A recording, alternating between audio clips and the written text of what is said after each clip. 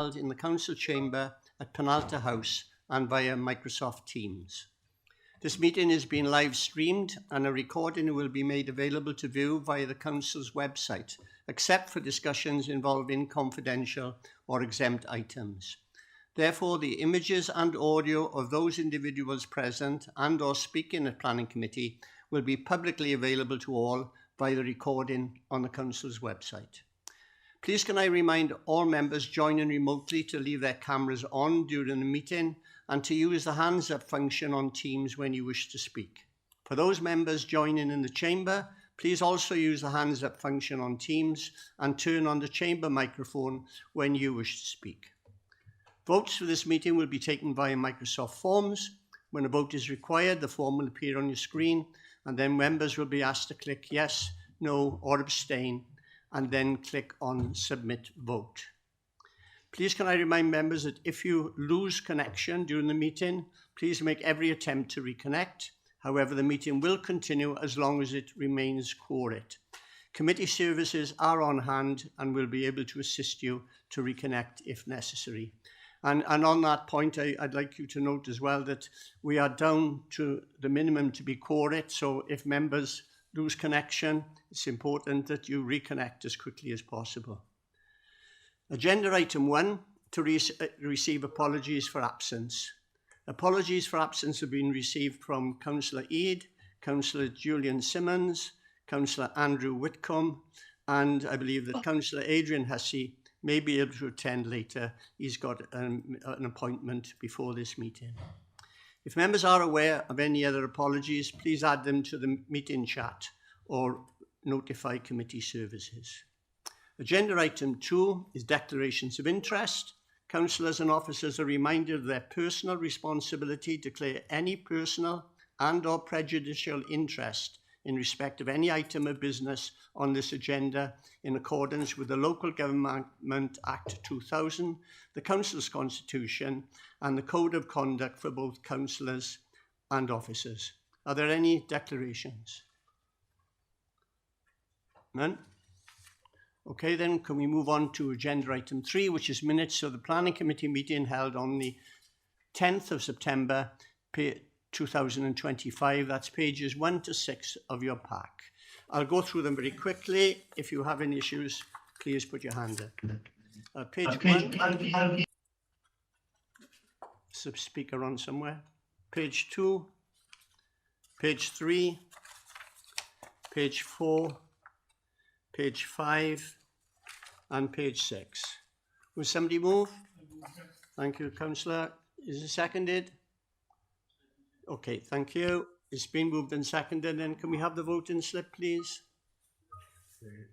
There it is, Chairman. And if members could vote on the accuracy of those minutes, that would be much appreciated. Thank you.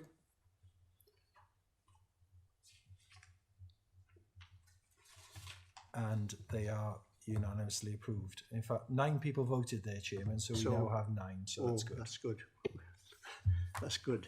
Right, then we move on to agenda item 4, which is the first application. It's application number 25/0342 NCC, and it's Tunhowell Energy Park, northwest of Caerphilly. And the case officer is Anthony Pine. Can you make the presentation, please, Anthony? Thank you, Chair. Good evening, everyone. This application coming up before you, as mentioned by the Chair, is for Tunhowell Energy Park. The background to this for members is this was first approved as a development of national significance by Welsh ministers, and the applicant is now seeking to amend condition 2, which relates to the approved plans, to agree a change to the turbine, which I will go into. There's also raising the height of the on-site transformer and enlarging the grid corridor. If I go through quickly and just explain the scheme.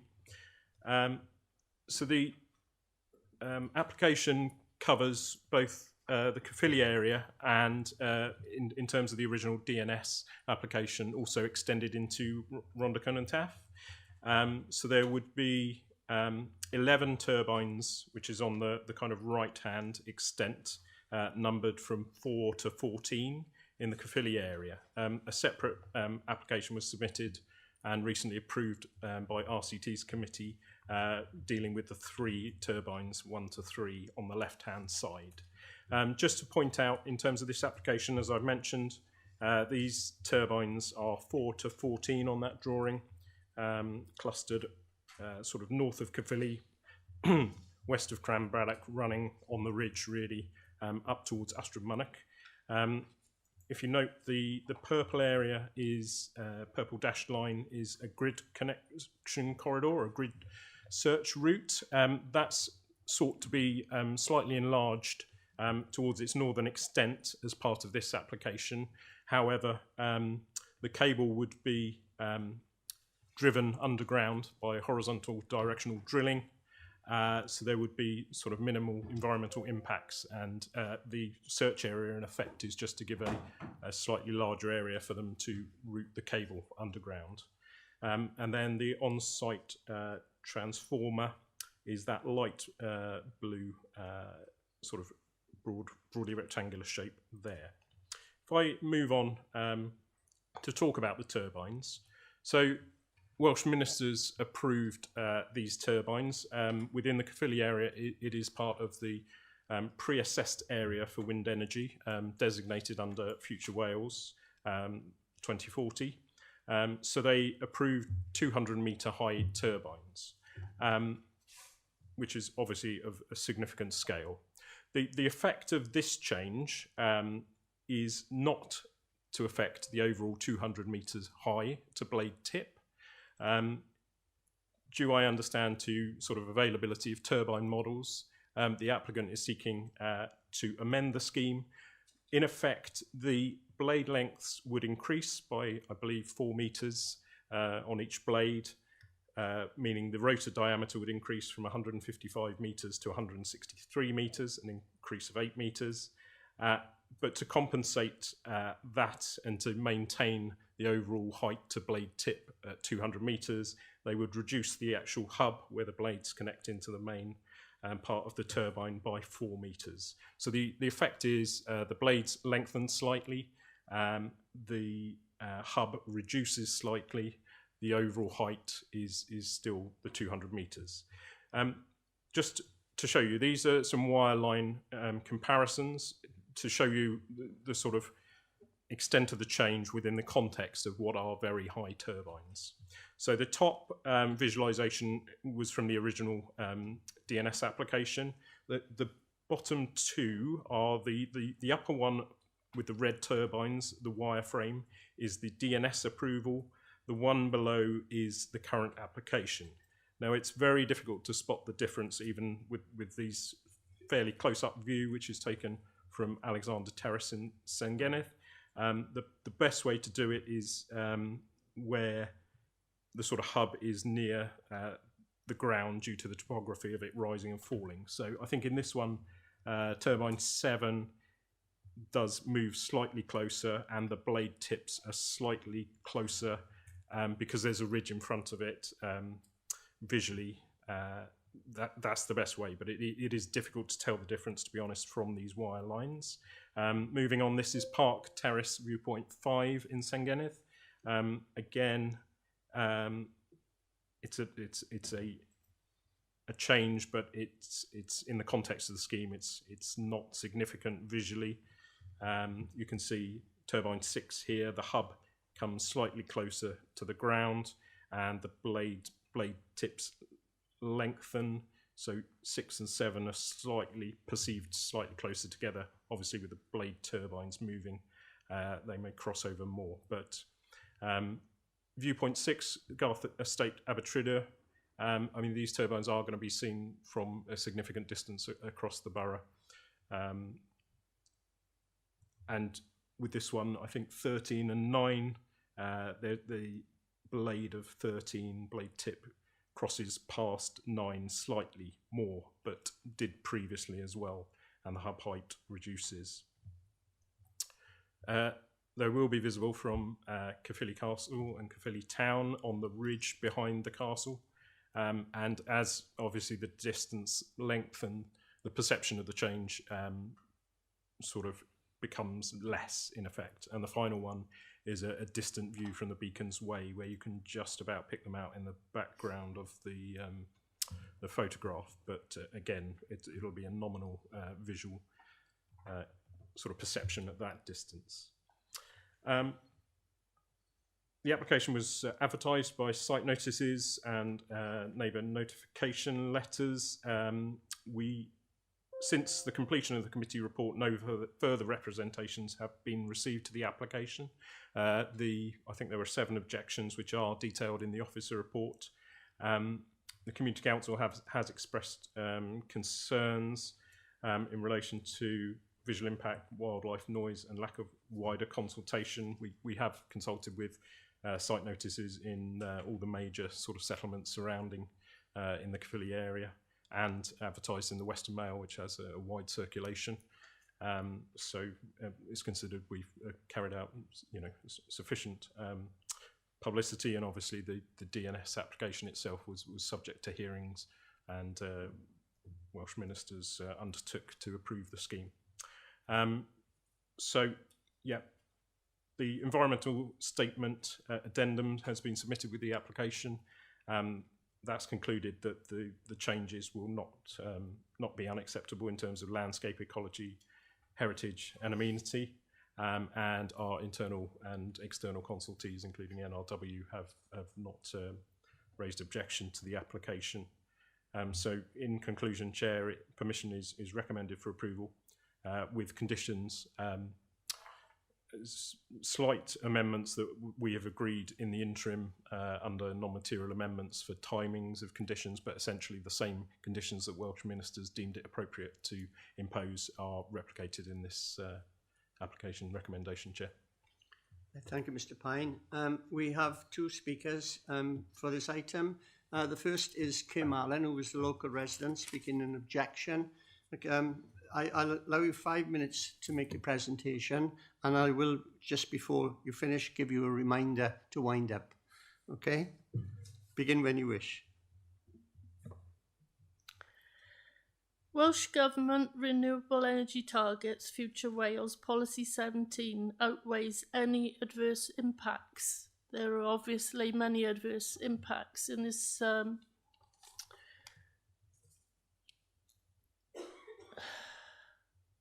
I shall start with the expanded search area. My only concern is this may be on contaminated ground and the impact that disturbance may have on the watercourses. Increased transformer size. I would invite members of the committee to come to Llanfabon and see for themselves the impact of 11-metre height of transformer. I'm concerned with visual and noise impacts given the problems National Grid have with a noisy transformer on site. The larger blades. Are these second-hand turbines like the Lincoln ones? With the higher power output and profits, is there an increase in community benefit? Is this increase within the 10% allowed before a resubmission is triggered? Figure 4.2a, the diagram shows no increase in turning area for the bigger blades when it is actually increased from 18,869 square metres to 20,869 square metres, a 2,000 square metre increase. Overall, a 28,000 square metre increase in the kill zone area across the proposal. Would the larger blades increase the ground vibration and thereby affect earth life, hydrology and potentially the tip security? I do not concur with the noise report, as I do not believe that 200-metre high turbines have been erected in this type of location, and the noise assessment needs updating. Do the local authorities now have capacity to enforce, monitor conditions? What impact will the effects of more severe storms have on the longer blades and the ability to continue without failure? Impact of shedding of chemical components and effects on the EMF, are they taken into consideration? Has a trial run been done yet to see if they can be transported to site? What effects will the larger blaze have on shadow flicker? I do not concur that the effects on the bird, bat and insect populations will be insignificant. What effect will the larger blades have on the setting of St Marbon's Church or the scheduled monument GM637, not on Cadw's list? It is difficult to assess impacts that the developer has scoped out of the reports, but nevertheless are actually significantly adversely affected. Wales 2040 Policy 18 is supposed to protect residents. The parish of Llanfabon is mostly ignored for impact, though as a community likely the most impacted by developments. The increase in rotor area will have an increased adverse impact on the area. Accumulation should be taken into consideration. Slight increases are making the area an unpleasant place to live, contrary to government policy. The list of impacts on Llanfabon continues to grow, but these are all seen in isolation. Extensions to the substation, the condenser build, 3 battery park proposals, the wind farm / energy park, and 80 acres of solar to come. Each states a slight change. Taken together, this is unacceptable. But who decides what is unacceptable? It's certainly not the residents. It's time the local authority was transparent with residents and that Welsh Government accepted responsibility and gave residents the option of moving away from the area. If this was Capel Celyn, residents would at least not be abandoned. We cannot stop the will of a Welsh Government. They won't even meet us to discuss our plan in blight. It's time for transparency and compensation so that we do not have to endure this. The developers do not live here. Where is our well-being? Could you wind up now, or you've just finished? That's Have you? it. Thanks. Okay, thank you very much. Thank you. We now move on to Jack Pugsley, who is the agent who will be speaking for the application. Thank you, Mr. Pugsley. Thank you, Councillor. Thank you, officers, and thank you to... Sorry, that's the alarm for the other one. Right. And thank you to Miss Allen for her representation. I'll be as quick as I can, reflecting the matters raised and also the agenda for committee this evening. The application before you seeks 3 changes, as noted by the officer, to the project that was approved by the Welsh Ministers in November of last year. Importantly, since that decision was made, nothing material has changed in the development plan, that being Future Wales, Planning Policy Wales and Caerphilly's LDP, amongst other considerations which we'll come on to. As such, the significant weight to be afforded to both the production of renewable energy, the production of renewable energy, the economic benefits of the proposed development and biodiversity net benefit, alongside the policy imperative, are all in support and provide sufficient justification for the application to be approved by the Council. As noted, representations were made during consultation on the Section 73 application by consultees, including but not limited to landscape, heritage, noise, shadow flicker and ecology, and other matters as noted in the report, and I'll cover some of those briefly now. With regards to landscape, no objection was raised from Caerphilly's landscape officer, who noted that the marginal change would not alter the conclusions of the approved DNS application. With regard to the transformer, the additional height from 6 metres to 11 can be controlled via planning condition to make it acceptable. And it should also be seen in the context of the 200-metre turbines it is sat within. With regards to heritage, no objection has been made by HENEB or CADU, and Caerphilly's heritage officer recommends the use of conditions, as the application again has the same effects as that of the approved project. In respect of noise, we're not seeking a change to noise. The same conditions that were sought and applied for the DNS application are remaining in place, and no increase in noise levels from this application. With respect to shadow flicker, there is no objection from Caerphilly's environmental health officer, and again the same conditions from the approved DNS application will be applied here. With regards to ecology, no objections were raised from NRW or Caerphilly's ecologist. If I just touch upon some of the comments raised by Miss Allen, if I may, with regards to any contamination, there is a condition controlling contamination if found on the site and how that will be dealt with appropriately. Similarly, for water quality, there is a water quality monitoring plan, again, for baseline monitoring and then to monitor it during construction. The transformer height, as already noted, is considered to be de minimis. I note the area of the turbine swept path, as noted by Miss Allen. It was an error that has been corrected, but importantly, that was modelled correctly in the collision risk model submitted to and found acceptable by NRW. As I noted, no change to the noise limits. Shadow flicker still applies. Heritage, no objection from CADU or HENEB. And landscape and visual, the effects were considered to be or not alter the conclusions of the application that's already been approved by Welsh ministers. As such, I would attest that the proposed development is in accordance with local and national planning policy, delivering renewable energy, economic development and biodiversity benefit, and can be approved by the council. Thank you for your time. Okay, thank you, Mr. Pugsley. We have a number of questions from the residents relating to this application. Can you provide any answers for those first, please? Thank you, Chair. I think as the Mr. Pugsley has alluded to, there are a number of conditions on the application. Protection for shadow flicker, noise limits, with an extensive condition 42, I believe, shadow flicker included with condition 27. There is provision for trial runs to be undertaken for abnormal individual loads prior to the main components being brought on to site. Essentially, the changes aren't considered to have a significant impact in terms of ground vibration and sort of the modelling that's been done, and through the submission of documents, our environmental health team are satisfied that the impacts are not unacceptable versus the approved scheme.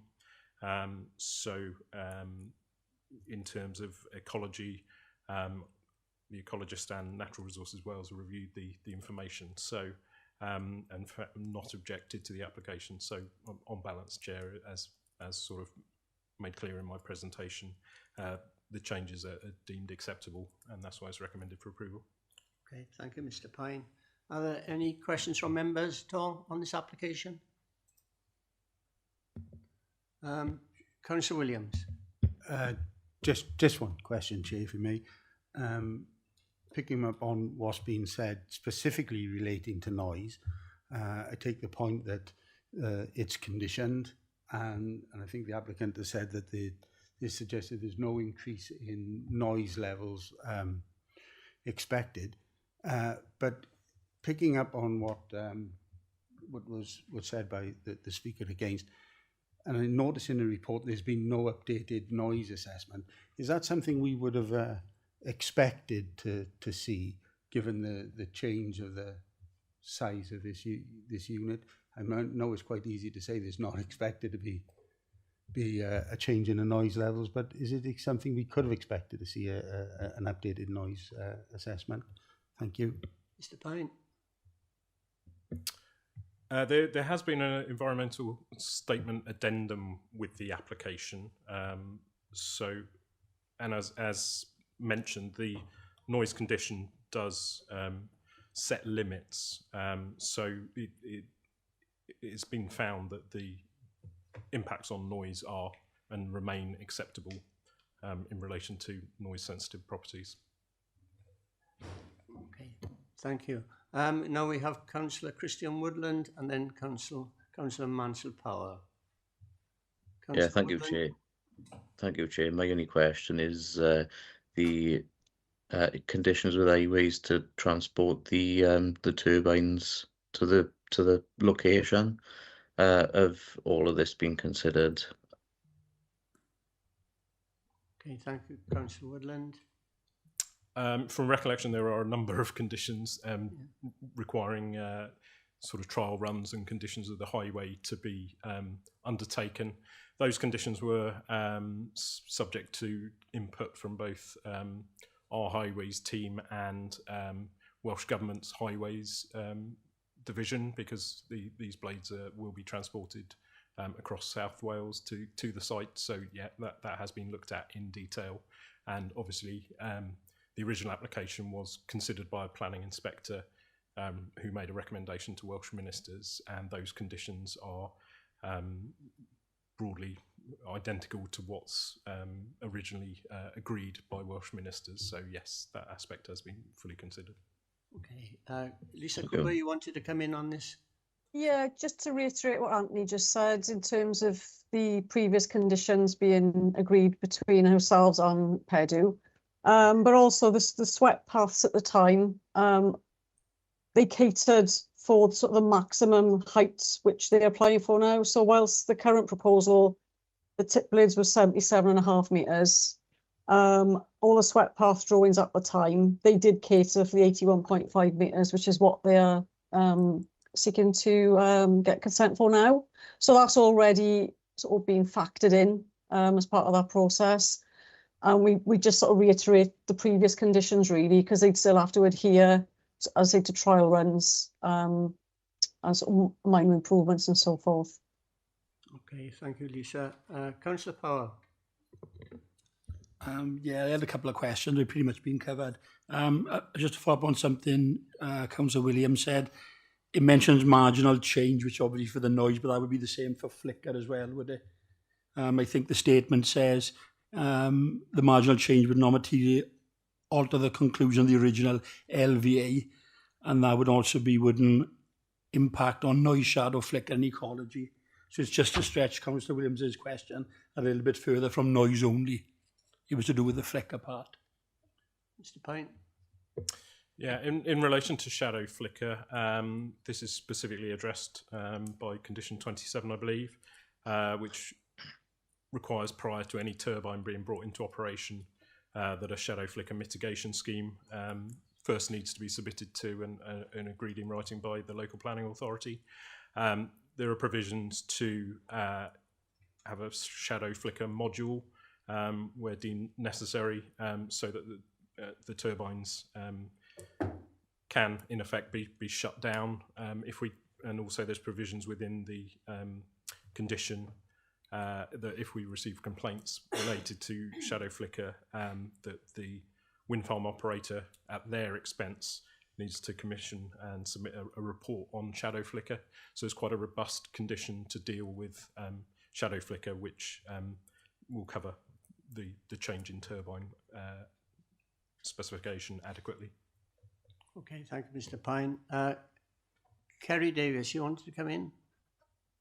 Yeah, I think Anthony's covered it actually, Chair. So yeah, it was just to confirm that obviously Environmental Health will have assessed the noise aspect and the shadow flicker, and we're happy that both have been adequately covered in the conditions as Anthony's gone into.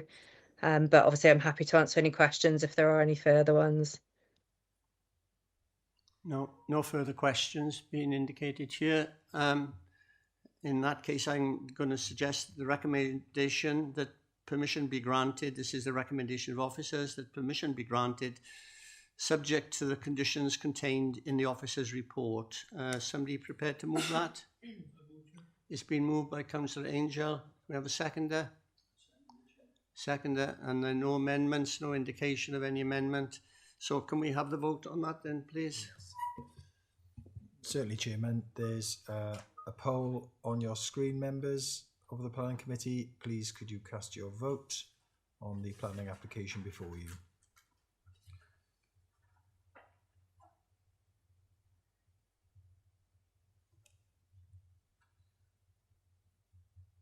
Is anybody having any difficulties voting? There we are. It's unanimously approved, Chairman. Okay, thank you. Thank you. If you would like to leave this chamber before we move on to the next item, you're more than welcome. Okay.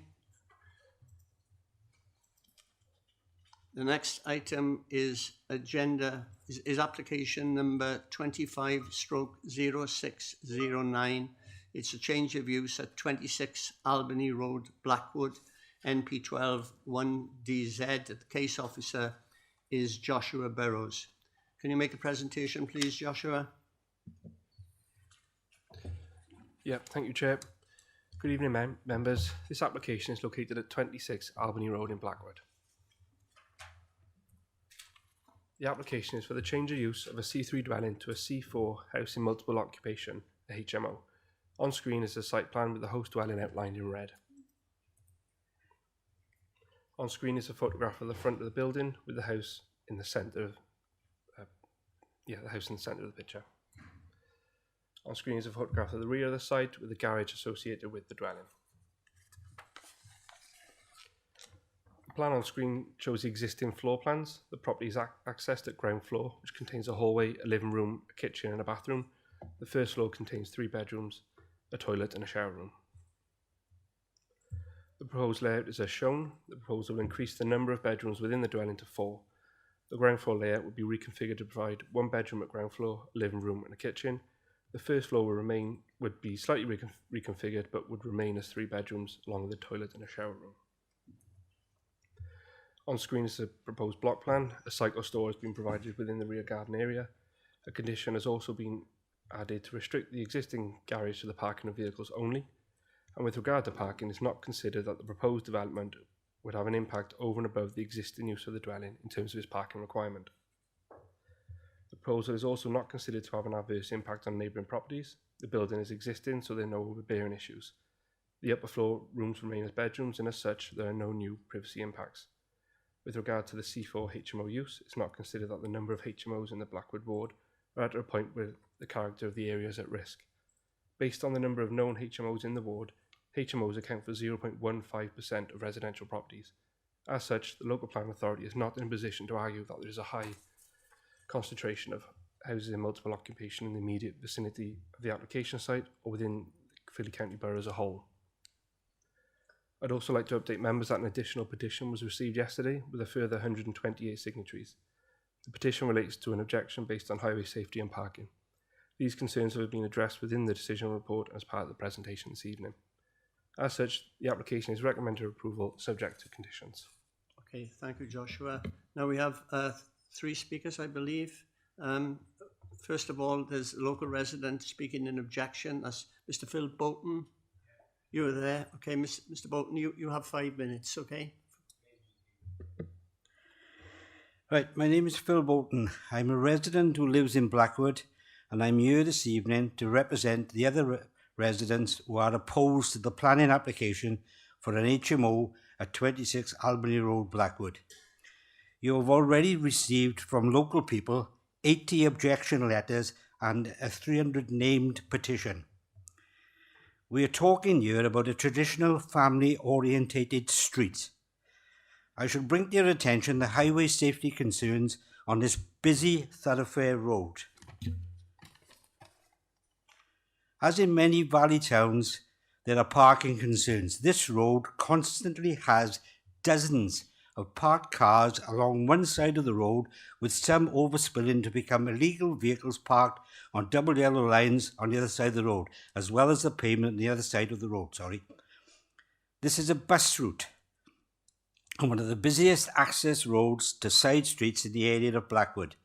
It really is an overused road and considered the local rat run, especially when the high street is closed for town events or for many weeks when road surfacing or maintenance repairs are undertaken, such as in Libanus during the summer holidays. As well as traffic, pedestrians of all ages find themselves having to use the road rather than the pavements because cars are parked on them, as well as the bins being left scattered inappropriately on rubbish collection days. The road is a narrow design because it was laid in about 1910 when the houses were built, when there were very few households were fortunate to have vehicles. How society has changed. As well as parked cars, it has to accommodate regular delivery vehicles dropping off goods to Albany Road, Attlee Road residents. Delivery vehicles need access to streets off this thoroughfare road, shortcuts through to Gordon Road, Montclair Avenue, through to Libanus Road and Highfields. are given of both local people and those delivery vehicles. We all know that home deliveries have increased in recent years due to the change in people's shopping habits, preferring to shop via the internet, resulting in more delivery vehicles. Since the pandemic, there's been an increase in cars parked during the day because the amount of people working from home and vehicles are getting larger. We already know that the conversion of this property to an HMO will cause an increase in additional vehicles being parked in the street on a daily basis, because we know that monitoring of these tenants will take place. That means managers will visit the house in a vehicle, contract cleaners will come in weekly, again another vehicle. This will definitely impact the local community. There is likely to be an increased risk of antisocial behaviour, drug use and community disruption, in addition to the loss of family housing, which is already a concern across the area. Research has shown that there are numerous problems and issues because of the nature of multiple occupancy HMOs. They attract attention from the worst kind. There are already vandalism at the property, with windows being smashed and a deliberate fire. And lately it was daubed with paint only two nights ago, putting a strain on resources long before the property has even been developed. We are also really worried about the potential implications for the placement of these vulnerable adults / young people in this property, because they are easy targets for those who prey on vulnerable individuals in the society. Likewise, it has not been communicated to local people who knew who these new residents will be. Very disappointing.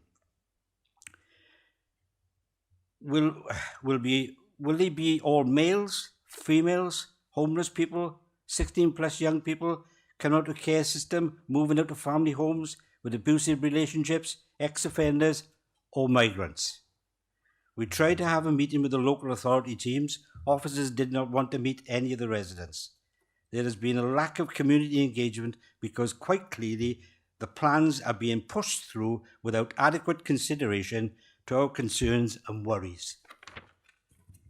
When D2 Propco let out their HMO in Sir Ivors Road, Pontefraith, just down the road from Blackwood, it caused unrest, backlash and bad feeling, with local residents protesting and quite rightly wanted the landlord to take responsibility for the actions of their occupants.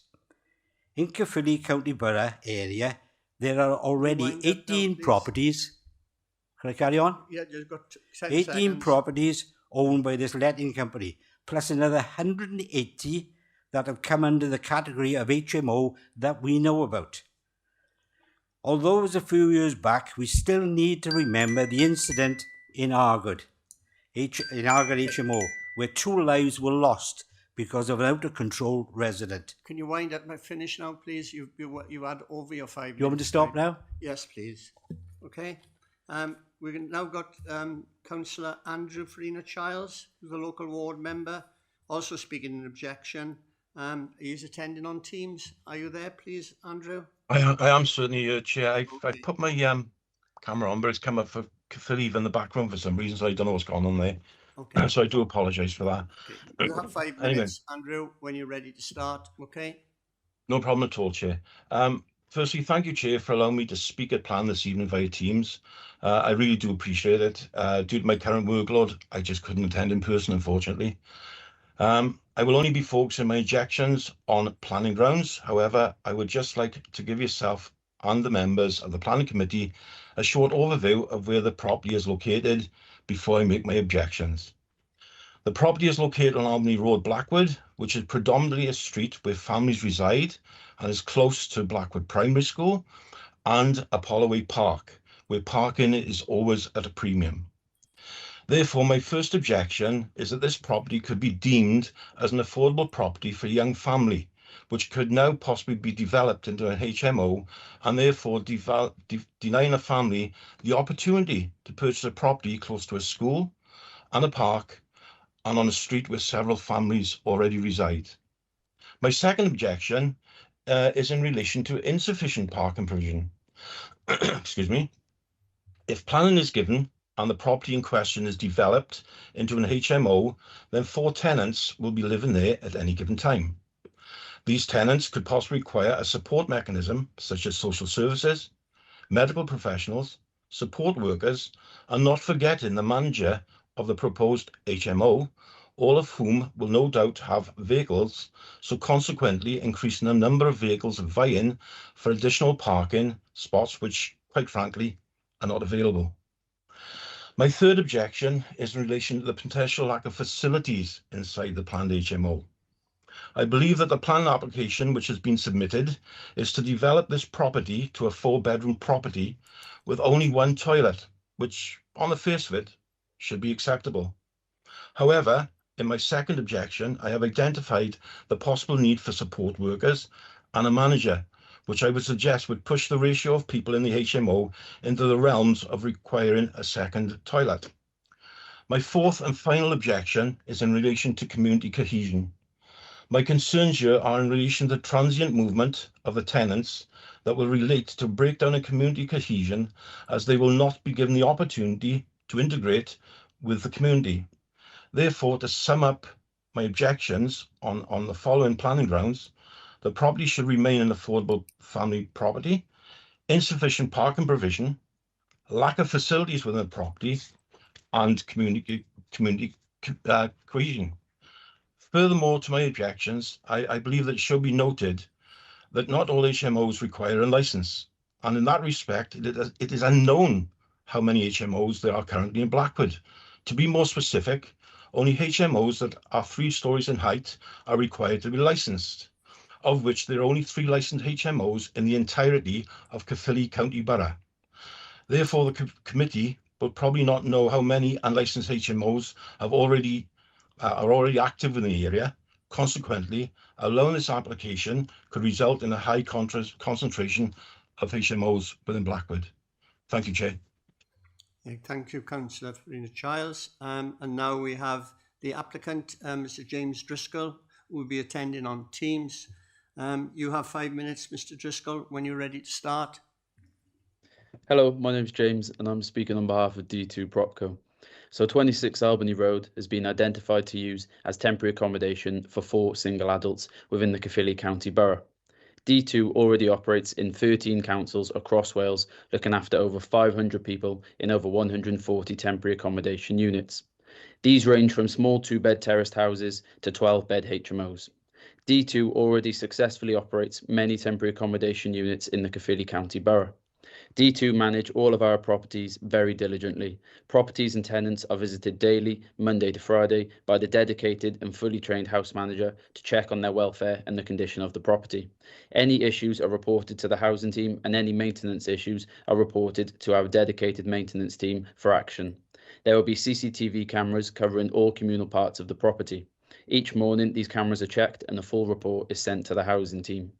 We work very closely with the council and report back the activities of the tenants to the council. D2 keeps the houses to a high standard with a full-time maintenance manager and regular collections of any excess rubbish. We also employ cleaning contractors to visit on a regular basis to assist the tenants in keeping the property clean. D2 operates a strict house rule structure, which is explained to each tenant on moving in, and they are required to sign a copy of these rules. If occupants do not adhere to these house rules, the information is reported back to the council for them to then act upon.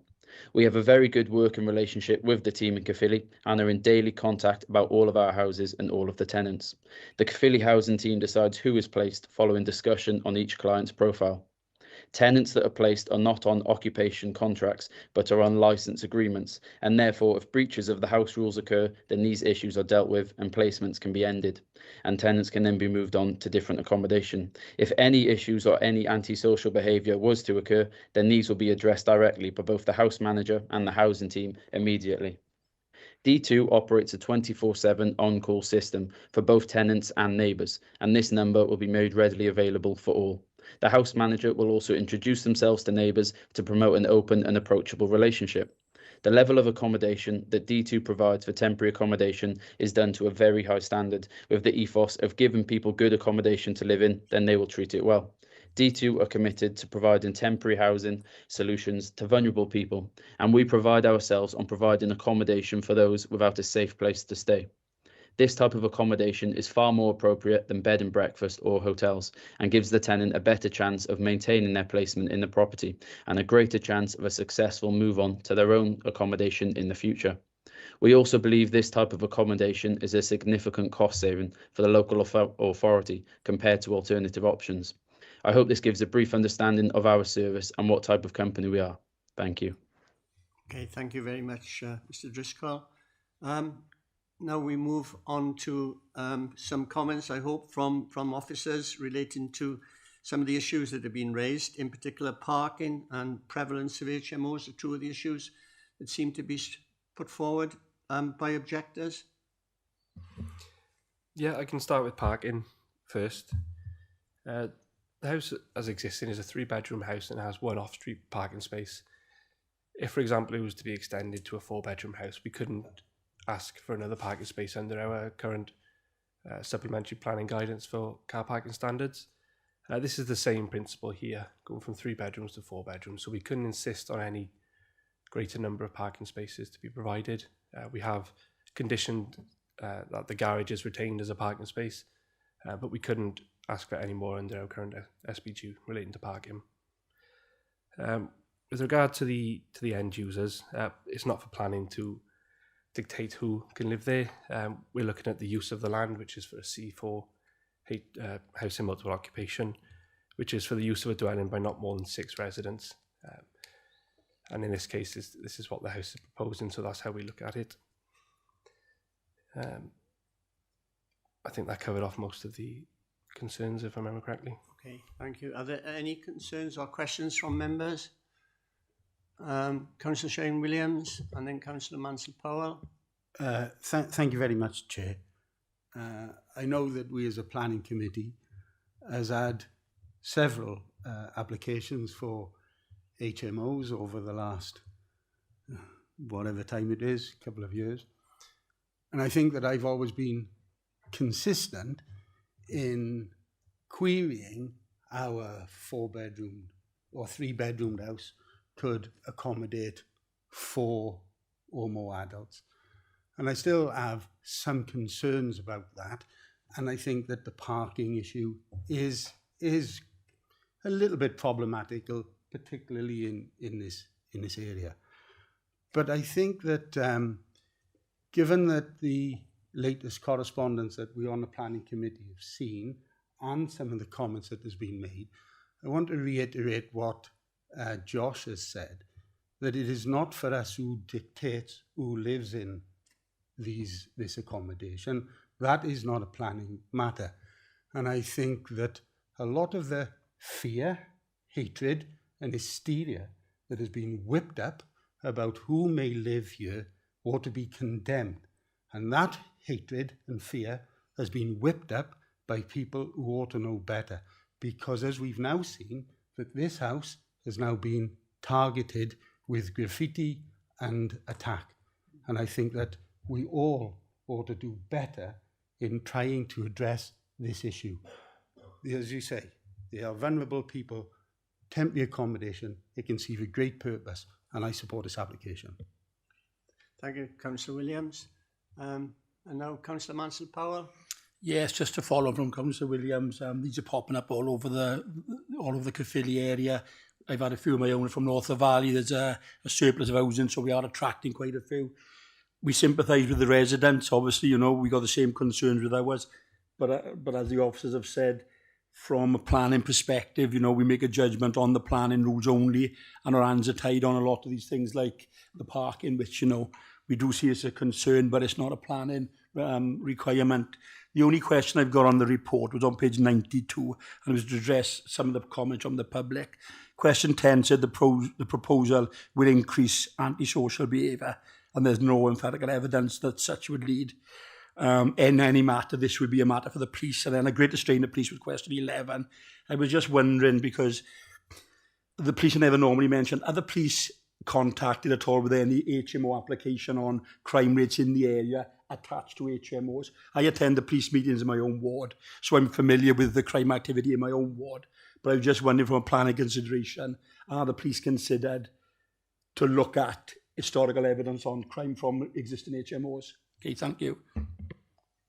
Is it possible to get a response to that from one of the officers? Yeah, we wouldn't consult the police on a application of this scale, so it's not something we routinely do for HMO applications, and I don't think that we could justify consulting them for such a small scale as this. Yeah, Just to follow on, I've had some concerns in HMOs in my own area. In all fairness to planning, they came back and I asked for the 10 regular questions that we asked in planning, and I did get a response. And a lot of the questions that were being asked in these repetitive HMO applications are the same. And unfortunately, in planning, like I said, our hands are tied. So thank you for that. Yeah, because we have no control at all as to who actually is going to live in the properties. We only have to assess whether the property is suitable in its construction and its size to accommodate them. And we're close to the limit of our powers in planning to do anything other than that. It's a highly emotive issue. I sympathise with the people that are concerned about it, but in planning, there's very little that we can do about it. Okay? Bearing that in mind, I've got one more speaker, Councillor Christian Woodland. Yeah, thank you, Chair. My question is further to the comments that you just made there about the size of the occupancy and whether it is suitable to house as many adults as it might have already been answered, but I just want to reiterate it is all. Thank you. Okay. Could you provide an answer there, please? Yeah, I'll come in on that, Chair. Okay. Looking at this property, and it's something we looked at the other day, actually. The rooms in this property are actually quite large.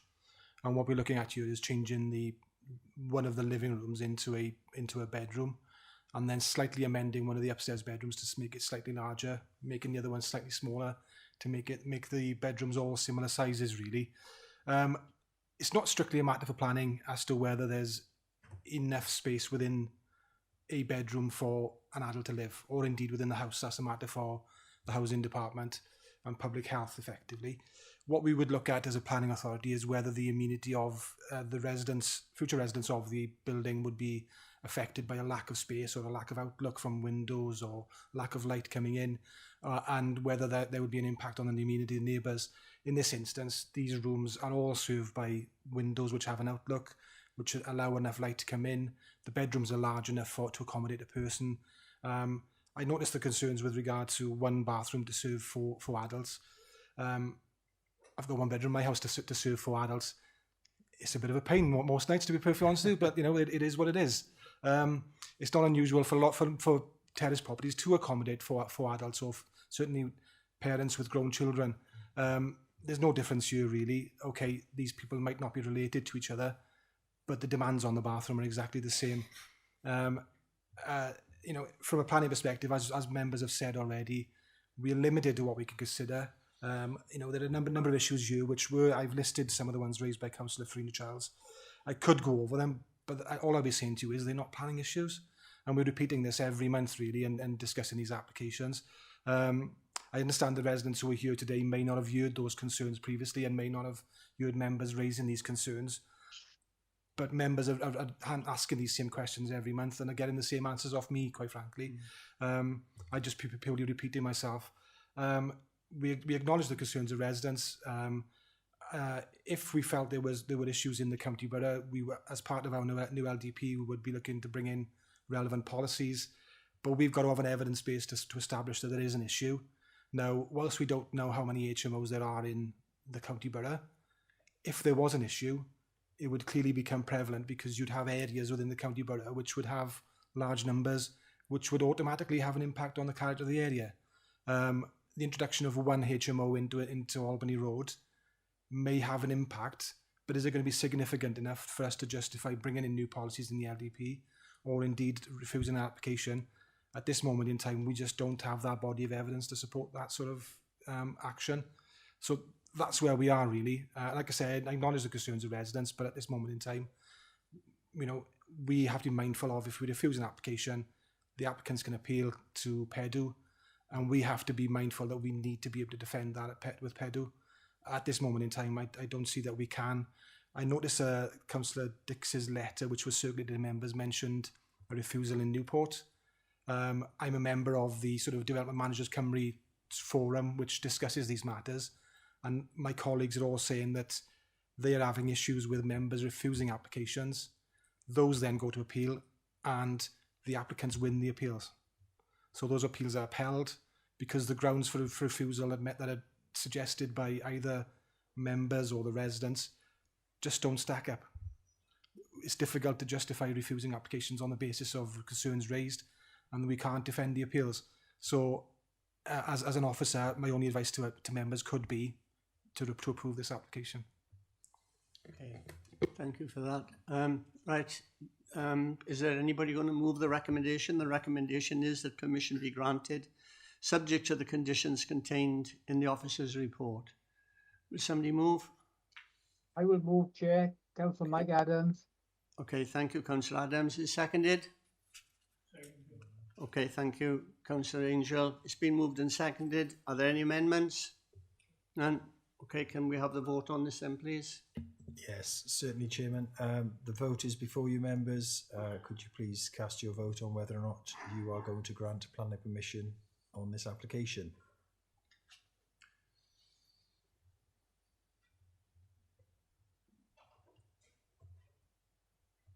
And I'm just waiting for one more vote, but there we are. It's come through.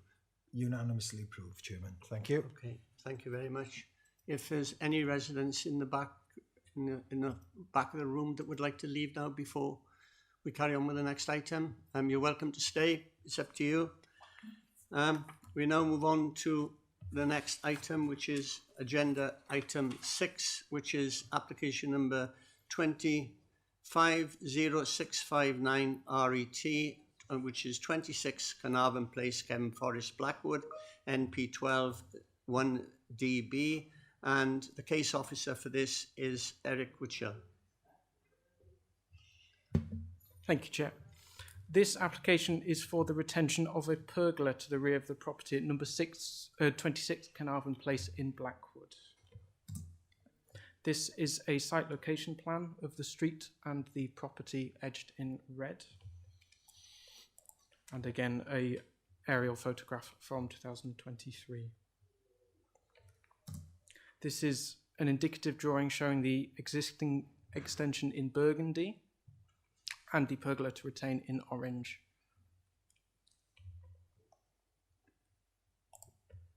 This is a submitted photograph as part of the application showing the constructed pergola.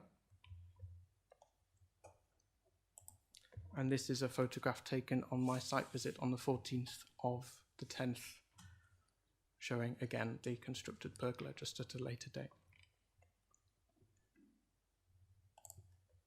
The pergola itself has a slightly sloped roof. It is at a maximum height of 2.4 metres, where at the gutter it is at 2.275 metres. It has a depth of 3.2 metres as measured from the edge of the extension, and a width of 2.94 metres. The pergola is considered to be of a high standard of design, as outlined in the officer's report, and is of a generally open nature. The extension and pergola combined measure at a depth of 4.2 metres, which is 20 centimetres over the 4 metres permitted under the General Permitted Development Order. A window of the conservatory at number 8 has been considered. This overlooked into the property of number 26 and has since been covered as part of the application.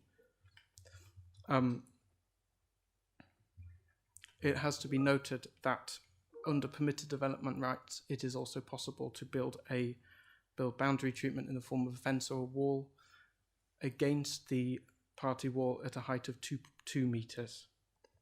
And so for the above reasons, and also obviously what's in the officer's report, the case is recommended for approval. Thank you. Thank you, Mr. Richard. Right, we have 2 speakers relative to this application. The first is the local resident speaking in objection, which is Mr. Lyndon Williams. Mr. Williams, you've heard me say before, 5 minutes. Okay. Right, well, to thank make you an very much. objection. Thank you. Mr. Roper only knew about the work going on at his neighbour's property in July of this year. This is when he first contacted the planning department at CCBC to voice concerns regarding the structural impact the work was having on his home. He spoke to numerous people, but finally spoke to Alison Pankhurst. She assured Mr. Roper that she would look into this matter and said to him that the building work would stop. However, she went on to say that CCBC cannot physically stop them from building. Mr. Roper then received a letter from CCBC later that month acknowledging his complaint. It wasn't until October of this year, some 3 months later, that Mr. Roper received a letter from CCBC relating to a planning application for the construction of a pergola at the rear of the neighbour's property.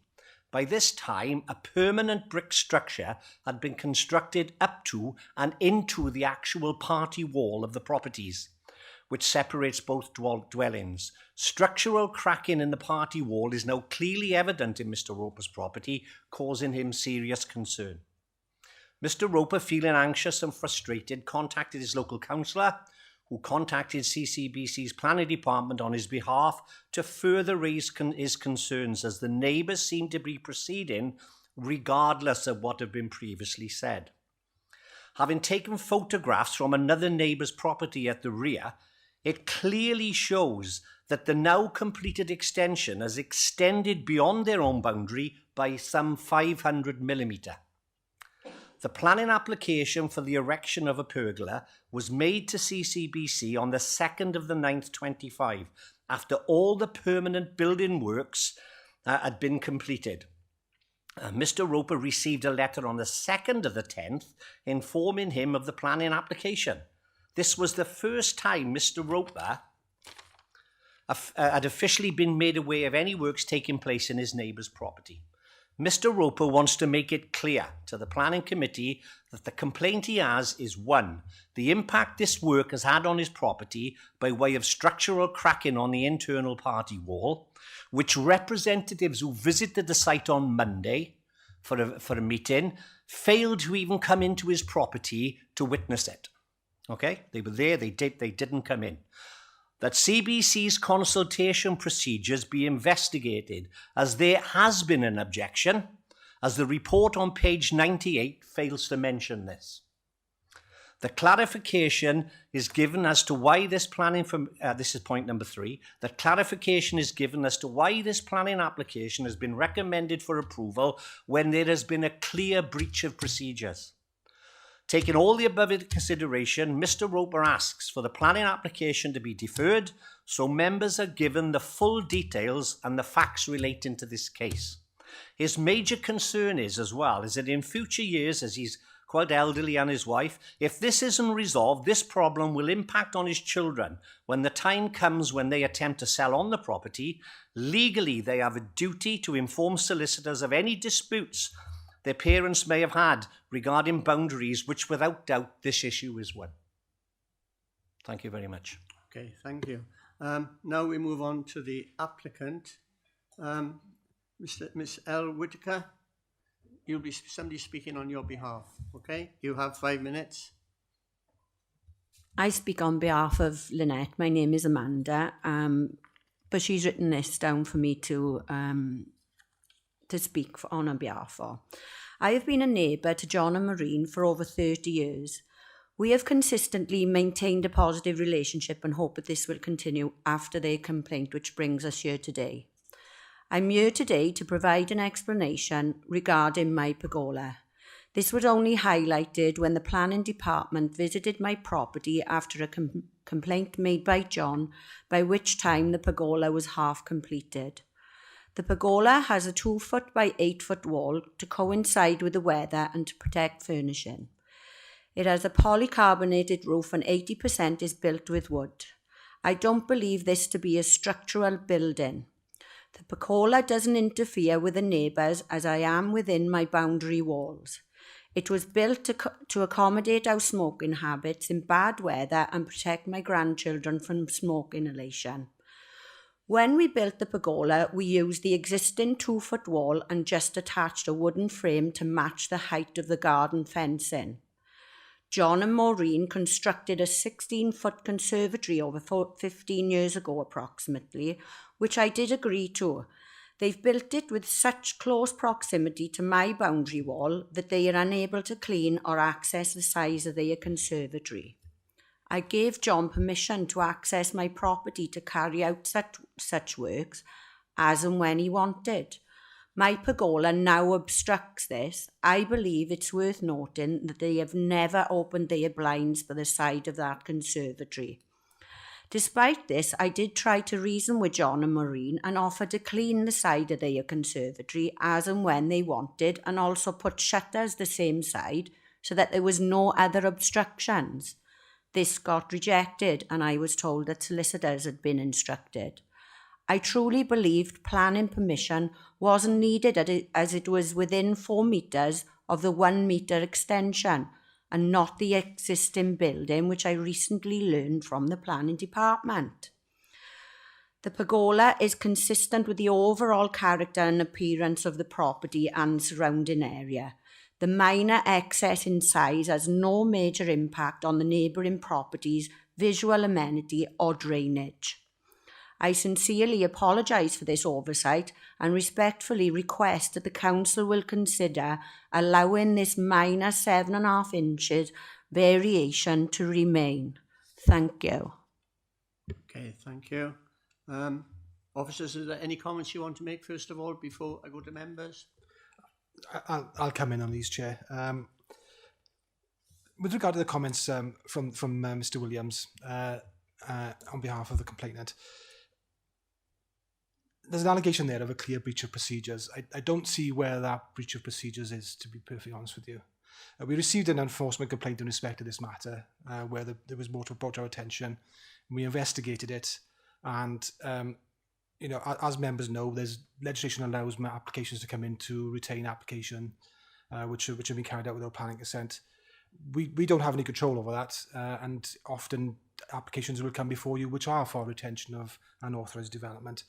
That's not unusual, and sometimes it can take, in this instance, it's taken about 3 months from receipt of complaint to the receipt of the application. That is not unusual in these sort of circumstances, where developers, you know, need to get an agent on board who can draw the plans up and so on and so forth. In respect of that, we've consulted with the neighbours on the application, and I've just checked with the case officer now. We didn't receive an objection to the planning application, and the report that's before you reflects what's on the planning application file, not what's on the enforcement file. So whilst we may have received a complaint in terms of the enforcement complaint, we didn't receive an objection to the planning application at the time of writing the report. So that's what the report reflects, and therefore we can only consider the merits of the proposal on the basis of what's before us. In terms of any structural impact on the party wall or any part of Mr. Williams's property, even if we'd been aware of that, the advice to members today would have been that is a private legal matter. It's not a planning issue that we can consider, and we certainly can't refuse an application on that basis. So whilst I acknowledge the concerns of Mr. Williams in respect of any damage to his property and what effect that could have on sales in the future, that is really a matter he needs to take up privately, whether that's through the Party Wall Act or through a solicitor, but it's not something that members can consider today. And that is why we've recommended the application for approval. Okay, thank you. We've now got one of the members, Councillor Mansell Powell, would like to ask a question. It's an unusual plan application, this one. What's the clarity on outbuildings for planning an application? What would be, is it a minimum size, a maximum size, or do they all need planning? No, it depends on, this is actually, because it's attached to the house, we class it as an extension, Right. not as an outbuilding effectively. So in this instance, it requires planning consent because it's more than 4 metres from the main back wall of the house. If Eric is able to share the drawing he had, which shows an extension on the back of the property, and then this pergola attached to the back of that. The extension is 1 metre from the main back wall of the house, and then the pergola is 3.2 metres long. Now, that gives a total distance of 4.2 metres, So that's effectively 20 centimetres longer than is allowed under the legislation. Right, okay. So that's where planning consent is required in this instance. Most outbuildings, so that's the drawing there. You can see the purple colour, that's the extension, and then the pergola is the orangey yellow colour. So that's the total of 4.2 metres. That's why this one requires planning consent. We also have to consider the height of structures as well relative to the boundary, and in terms of a shed in the garden, then that has to be at minimum of 2 metres away from the property. Right, okay. Otherwise, it can't be any more than 1.5 metres high. If it's more than that, then it can't be any more than 2.5 metres high within 2 metres of the boundary. It's quite complicated. I won't go through all of it today because there's a lot of things to consider. But in terms of this one, it purely requires consent because it's 20 centimetres longer than it should have been. Now, as planners, we could say, well, okay, it requires planning consent. Reduce the site length of it by 20 centimetres. Members who'd visited the site on Tuesday would see the construction of this. The expense of that compared to the impact it has on the neighbouring property, we as officers would have difficulty justifying refusing an application and justifying requiring those works given the impact on the neighbouring property. So on the basis of it's only 20 centimetres longer than it should be, there could be a 2 metre high boundary fence between the two properties anyway. The impact is not significantly more than what could be done under permitted development rights. So on that basis, that's why we recommended approval of the application. Right, okay. The other question you did cover briefly, which was obviously the damage to the neighbour's wall. I'm just wondering if the initial plan application had gone in with the fixing being onto that wall, would the plan have gone through at that point? It's not a matter for us to consider, so we wouldn't. That's not a plan, right, okay. That was all, thank you. Sorry about that. My alarm is going all the time here tonight. Any further questions? Yes, Councillor Shane Williams. Thank you very much, Chair. I just wanted to back up what Carwyn has just said as someone who went on that site visit. I think one of the concerns at first, it was overbearing impact on the neighbouring property. I think the objector's conservatory extends considerably further than this property, and that was the very point that Carwyn said, that this was just a 20 centimetre difference that would have been, that without that wouldn't have required planning consent. All the other things seems to be in order. I'm not sure about the boundary wall. That's not my expertise, and might not be a matter for us. We've had some photographs that seem to suggest that the objectors conservative is away from the boundary wall, but that's not really our area of concern. And so I support this application. Okay, so you are moving this application? I move that, Chair. I move okay. it, yes. It's been moved. Anybody second? It's been second. Thank you, Councillor Powell. No amendments? None? Thank you, Chair. Members, you'll have a poll in front of you any moment, and there it is. Could you please cast your vote on regularising this development?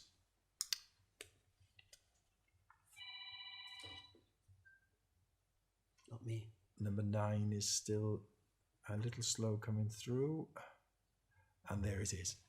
That's been unanimously approved, Chairman. Thank you. Okay, thank you. You can leave the Councillor Chamber now if you wish.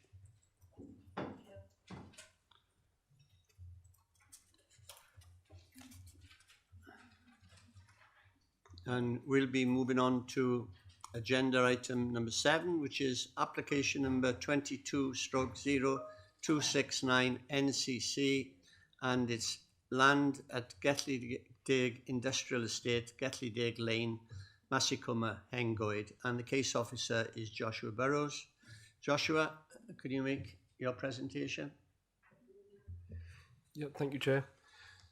The next application for consideration is the application at Gethley Industrial Estate and Gethley Lane, Massicumma.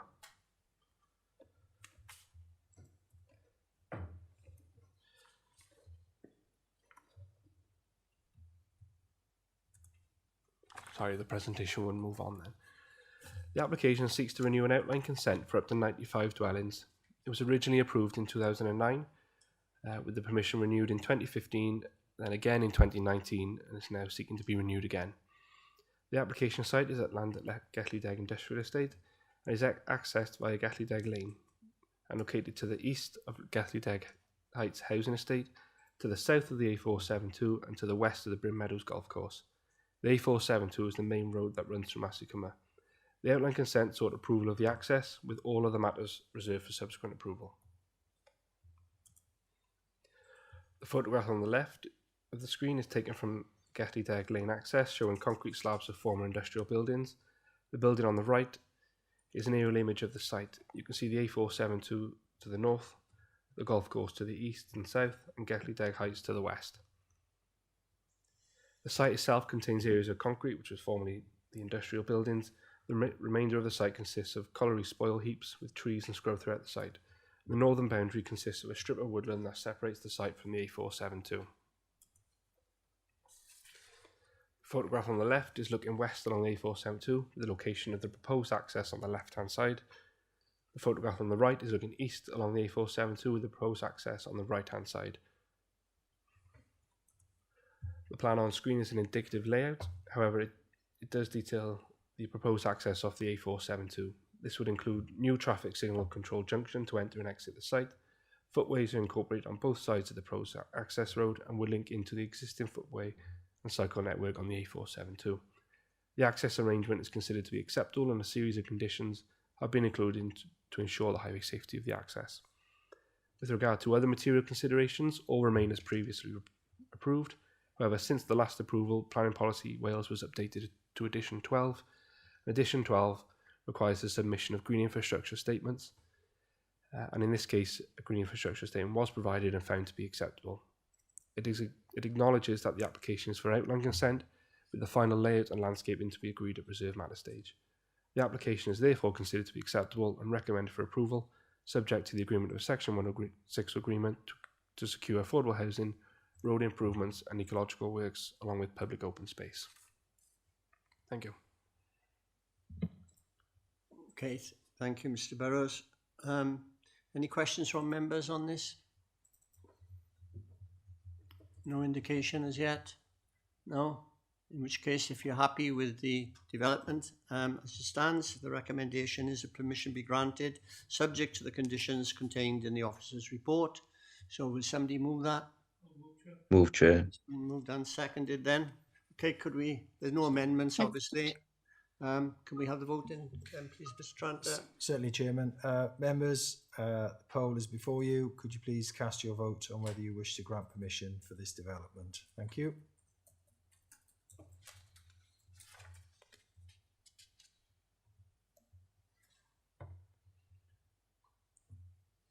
Councillor Fussell is now on the line. There we are. It's unanimous again, Chairman. Okay, thank you. Thank you, Mr. Tranter. And now we move on to agenda item 8, which is application number 25/0079. It's a full application. It's land at grid reference 314261 down 199270, a Heol Coed Care Bargoed. The case officer is Elizabeth Rowley. Thank you, Chair, and good evening, members. So, agenda item 8 seeks full planning permission for up to 50 residential units across the 3 sites within the Gilfach Bargoed estate. So here are the 3 sites within the estate. So the first site we have is Heol Mynydd, which I will be referencing as Western Drive because it's directly off Western Drive. The second site here is Heol Coed Care, and then the third site to the east is Heol Pencarreg. So in combination, the developable area measures approximately 3.1 hectares, and all of the sites are within the settlement boundary. So this is an aerial view of the application sites. As you can see, there's a lot of open space within the site. That comprises of informal green space, and minusing the developable areas, 4.11 hectares of open space would remain within the estate. So this next slide gives an indication of the local vernacular from within and outside of the estate. It's predominantly 2-storey, single-storey forms of development. Moving on, this next slide now breaks down each of the 3 development sites. So the first we have Western Drive, the second site will be Hil Coed Kai, and the third will be Hil Pencarreg. And I'll go through these now in turn. So the first site at Western Drive, this measures 1.5 hectares and is part of allocated housing site HG 1.21 within the current LDP.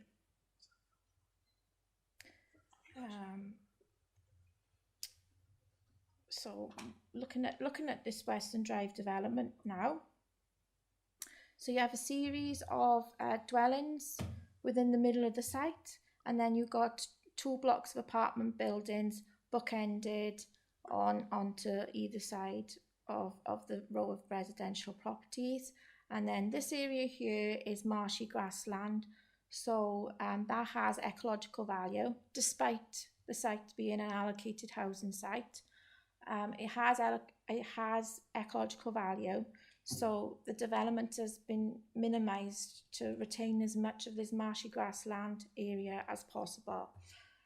There are trees along the frontage at the moment. You can just about see them in the images to the side. Of the 5 trees on the site, 3 of them would need to be removed to accommodate the development. However, on the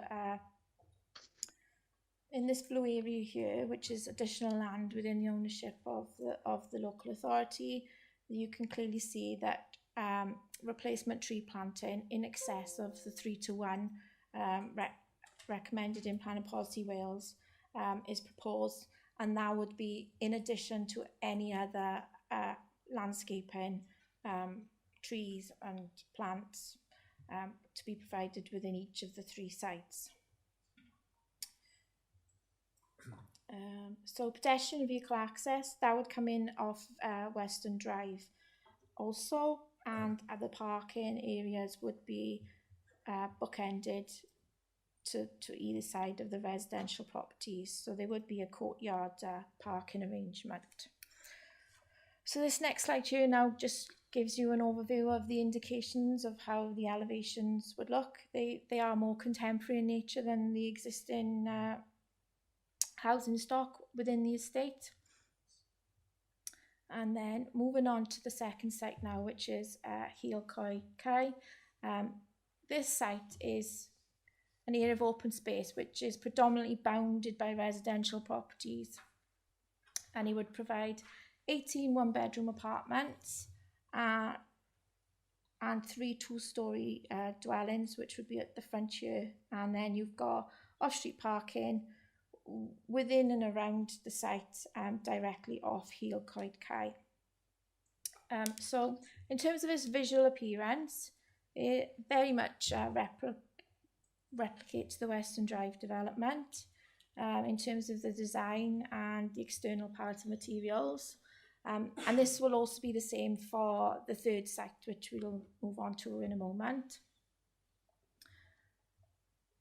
So the Hil Pencarreg site, this site is slightly different in terms of the housing provision being offered within this site. It would provide 7 bungalows, and those bungalows would be prioritised for the existing tenants on waiting lists within the area and that require accessible housing. So these are the street scene elevations of the Hil Pencarreg development, and each bungalow would have direct off-street car parking with EV charging facilities and private gardens. So this next slide just gives you just a better idea, a close-up view of the visuals of how the development would look. So each of the 3 development sites would be affordable housing, and collectively the development would provide contemporary energy efficient homes and would meet the Welsh Development Quality requirements and lifetime home standards. So the proposals include significant green infrastructure across the site with over 130 new trees being planted, the creation of new wildflower meadows and the inclusion of sustainable drainage features would ensure net biodiversity gain. And there would also be an upgrade to the existing play provision within the central area of the site, and this would be secured by condition for the details of that scheme to be agreed. From a highways perspective, parking is provided at a rate of 1 space per unit across the site, and that's informed by local car ownership levels from the 2021 census. In terms of refuge and emergency vehicle provisions, sweat path analysis drawings have been provided to ensure that each of the 3 sites can be accessed safely, and new pedestrian routes within each of the 3 sites are also proposed along with the secure cycle storage. Those locations are at the Western Drive and the Heel Koi Kai development, where there is the mix of the residential dwellings and apartments. So in terms of consultations, no objections have been received from the Council's consultees. 5 objections have been received from members of the public, with issues raised, many of which are not material planning considerations or can be controlled by condition. However, those have been addressed comprehensively on pages 139 to 140 of the agenda pack. So to sum up, the development is fully compliant with national and local planning policies. They'll provide much needed affordable housing and will offer significant green infrastructure enhancements. As such, the application is recommended for approval. Thank you, Chair. Okay, thank you, Elizabeth. I'm sure that Bargoed would welcome a development of this kind, particularly in the fact that it's affordable housing.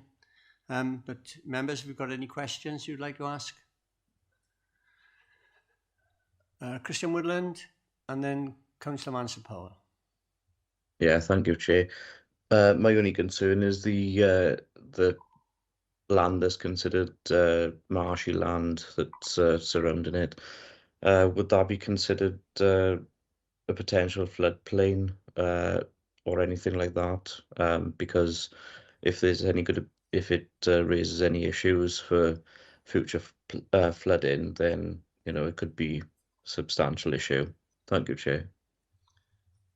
Can you respond to that, please? So the nature of the area of the marshy grassland at Site 1 at Western Drive is by its nature wet, and that's why it's got ecological importance. So the hydrology implications of that site have been carefully considered in association with the sustainable drainage systems that are required. So as part of the ongoing discussions that ourselves and the applicants have had, the hydrology of that site, including existing and proposed planting, has been carefully considered. Does that answer your question, Councillor? Okay, thank you, Elizabeth. Now, Councillor Mansell-Powell. Yeah, only a quick one. Welcome this one, obviously the type of property just generated in Bargoed. I know Bargoed would welcome it. I had a question on the landscape architecture, but I can see it's been added as a condition on page 134. Confirm the planning strategy and boundary treatments are considered acceptable. Further detail is required. That was the only question I had, but it looks like that's a condition. Yes, the landscape architect, he has requested further information, but some of those details that are submitted as part of the application scheme are considered acceptable. So the conditions that have been imposed and suggested within the report don't address all of the landscape architect's comments because some of those details is considered acceptable. So it would be unreasonable for us to ask an applicant to submit a whole wealth of additional information if that detail is considered acceptable. Okay, and the other one, for the 3 separate sites, there are only 7 concerns from residents. Everything has been addressed in the report. I think there was 5 representations in total, and then right, okay, that's fine. Thank you. Okay. Well, there's no indication of any further questions from members. and the recommendation is that permission be granted subject to the conditions contained in the officer's report. Can somebody move that? You move that, Councillor Powell, thank you, and seconded by Councillor Chapman. So there's no amendments, so can we have the vote, please, Mr. Tranter? Certainly, Chairman. Members, could you please cast your vote on the poll that's before you now?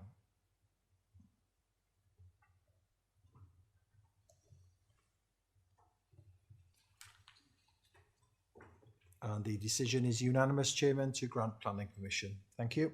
Okay, thank you. So now we move on to agenda item 9, which is application number 25/0088 OUT, and it's Gwent Tertiary College, Coleg Gwent, Cross Keys Campus, and the case officer is Helen Winsell. Helen, can you make the presentation now?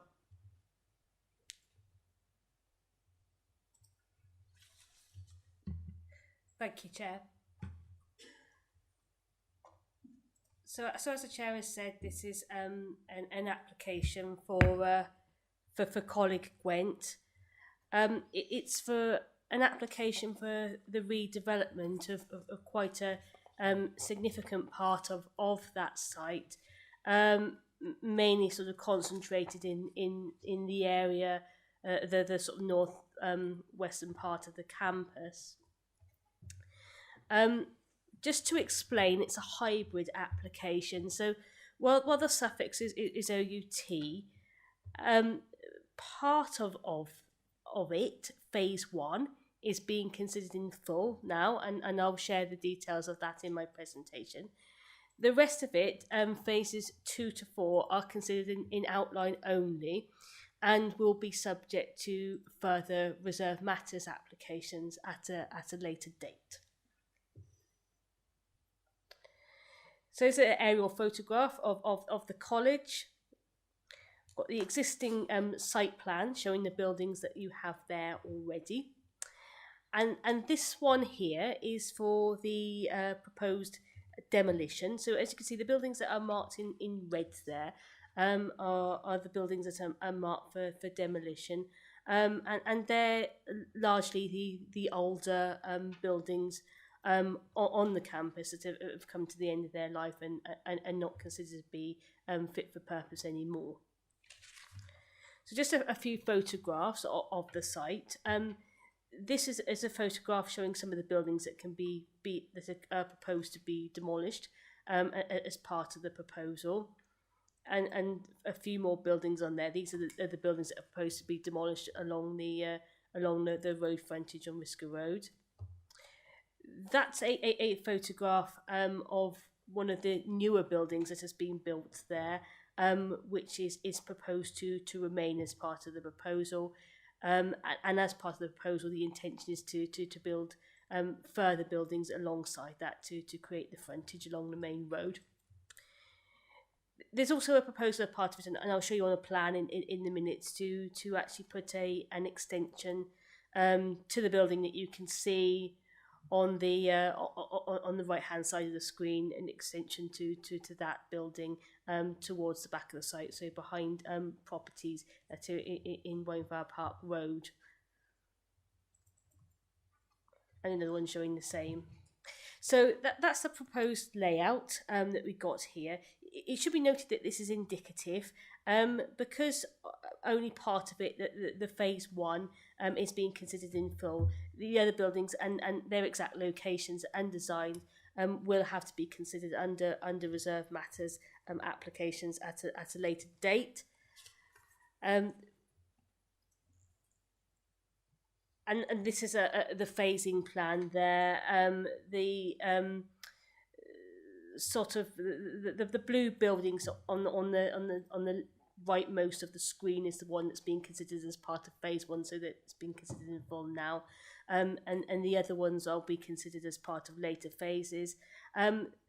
Phase 1 also includes a smaller energy building as well, which is a sort of smaller blue rectangle that you can see below the others on the screen, and then you've got the further buildings along Risca Road then, and you can see the sort of the extension alone to the rear of the site, which is the bottommost building within that phasing plan. So this is a plan of phase 1 at the front of the site. It's going to be this one is the one that is being considered in full at the moment. It's going to be a building, we understand, that accommodates the catering sort of business and IT classes that the college run. Although it does have to be pointed out that because it's an education use, it wouldn't be restricted to those classes. There could be other things that were taking place within that building if the college so desired that to be the case. You can also see that the energy centre, which is more towards the left of the screen, that has been proposed as part of this phase as well. And there is parking that is proposed to the front of the building as well as part of this.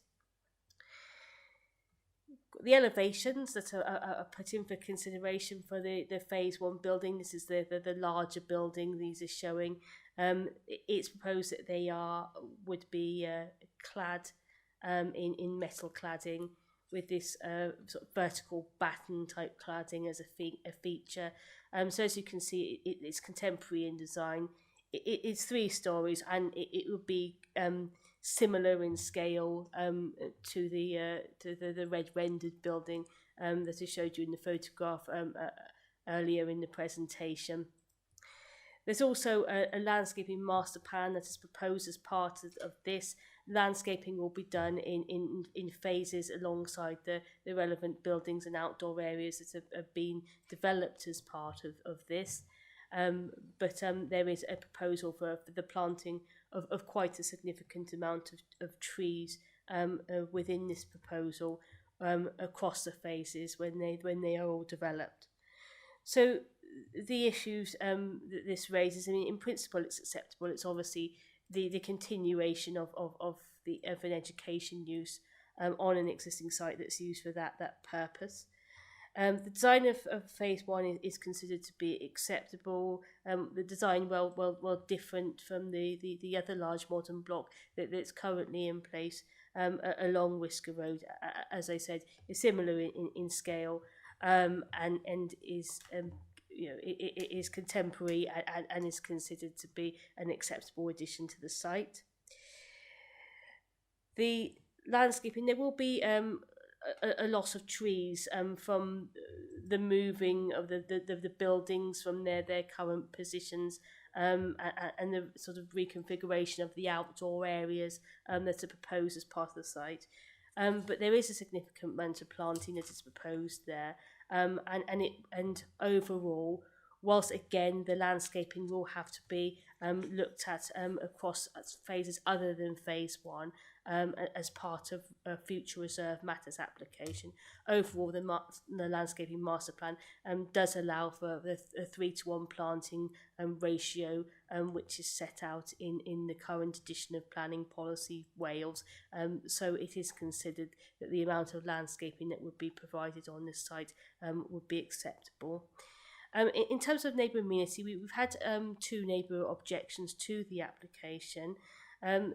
These have been addressed within the report, but just one sort of particular issue to highlight is that one of the neighbours has raised concerns about the amenity impact of the extension of Block C.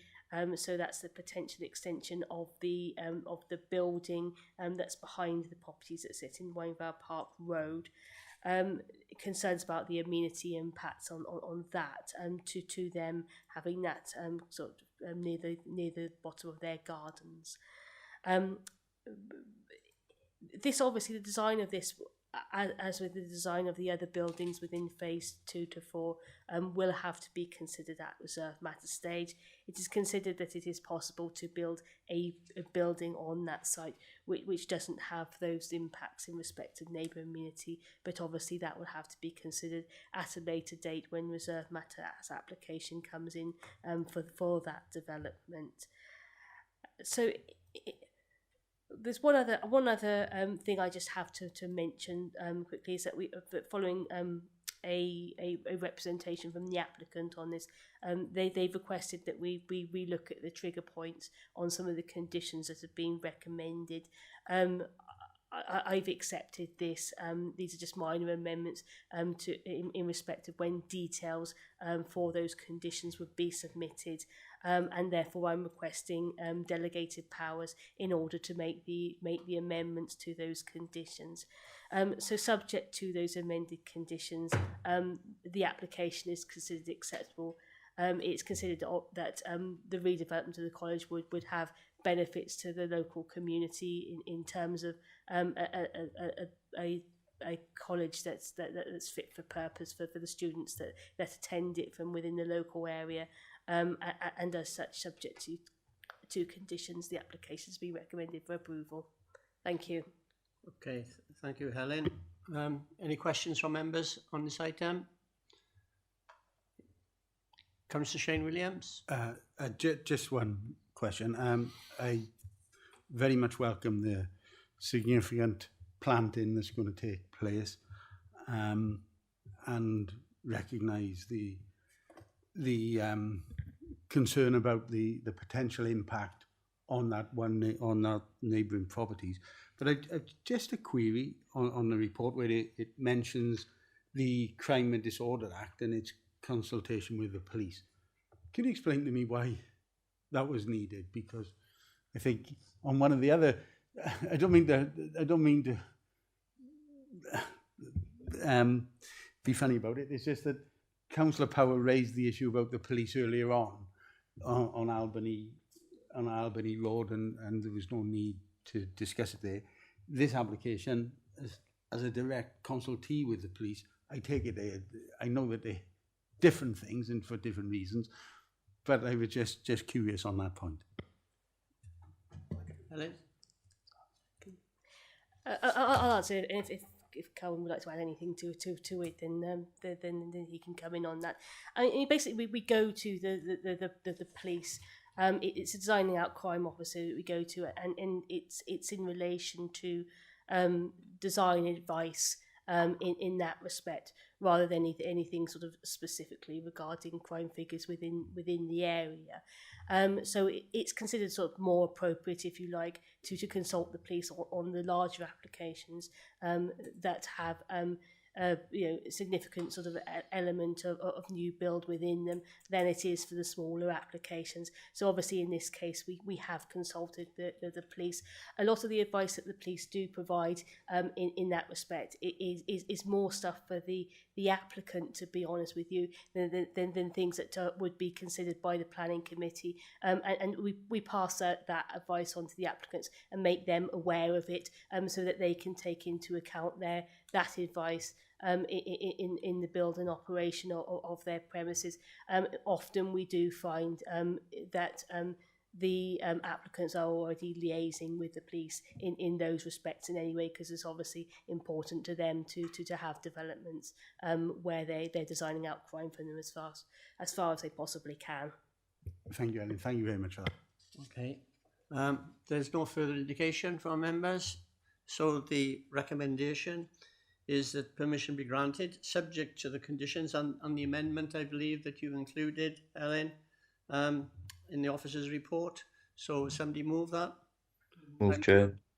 Mr. Councillor Chapman, seconded by someone? Thank you. Second. Okay, can we have the voting slip then, please? Yeah, certainly, Chairman.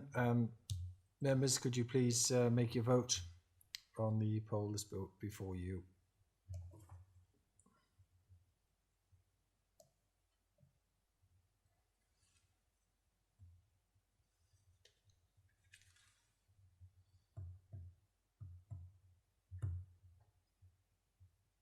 My slip hasn't come up, I'm afraid.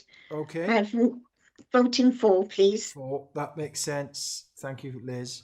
So that's unanimous, Chairman. Thank you. Okay, thank you. So we now move on to agenda item 10, which is land at the former Crown Inn, at the Crown Inn Access Road, Pontland Firth, and we're back to Elizabeth Rowley for the presentation. Elizabeth?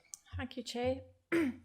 So this application seeks approval of the reserve matters for 14 residential units on the western side of the site, on the former, footprint of the former Crown Inn, Pontefraith, much like Helen alluded to earlier regarding a hybrid application. Members should recall that there was an application back in 2022 for a retail store on one half of the site and then outline planning permission for residential development on the other half. So tonight the proposal is only looking at the outline, the details to accompany the previously approved outline permission. So here's the application site here. It's on the southern side of Bryn Road and is accessed via Trem Agoran here. So this is an aerial view of the application site. As you can see, it's located in a very prominent corner position, and there is vegetation along the western boundary, which forms part of the green wedge. And you've got residential properties then to the southeast here. So these next few slides just give you an indication of how the site is at present. So the site is currently enclosed by hoardings and is predominantly a hard surface. And in the background here, you can see the residential properties of Trem Agoran. And then along that western boundary is this heavily dense buffer, which forms part of the green wedge. And there is a bit of landscaping overgrown along the northern boundary. So in terms of the proposed site layout plan, so here is the previously approved development, and this is the proposed development here on the left-hand side of the screen. Vehicle access would remain the same off Trem Agoran via Bryn Road, and 12 off-street car parking spaces would be located to the front of the site here, and then additional 2 car parking spaces would be located to the rear. So moving on, this gives you an overview of the indicative landscaping scheme. Whilst landscaping details were submitted as part of this application, just a little bit more enhancement is required in that regard. So in the whole, this is what the landscaping scheme will be with further enhancements. So you have amenity areas here, and these serve as sustainable drainage functions and public outdoor amenity space to serve the future occupiers of the property. As you can see that this, the western bund and the other vegetated planting, which forms part of the green wedge, that's excluded from the development site, and so that won't be encroached into at all. So here's some sections through the site. This shows you how the building would look set within the landscape. As you can see, the site is at a lower level than the highways above. So it would create a landmark feature in combination with the approved retail store. But despite it being 3 stories in height, it wouldn't be considered overly dominant because of the site's positioning lower than that of the existing highway network. In terms of residential amenity, these are the nearest properties of Trem Agoran here. Those distances from the site boundary exceed 35 metres, so there would be no unacceptable overlooking or overshadowing impacts. And here's a closer look at the proposed elevation. So the design is contemporary with a flat roof and has a strong vertical fenestration with brick and render finishes. Those details have yet to be agreed, so there's a condition regarding the external finishes.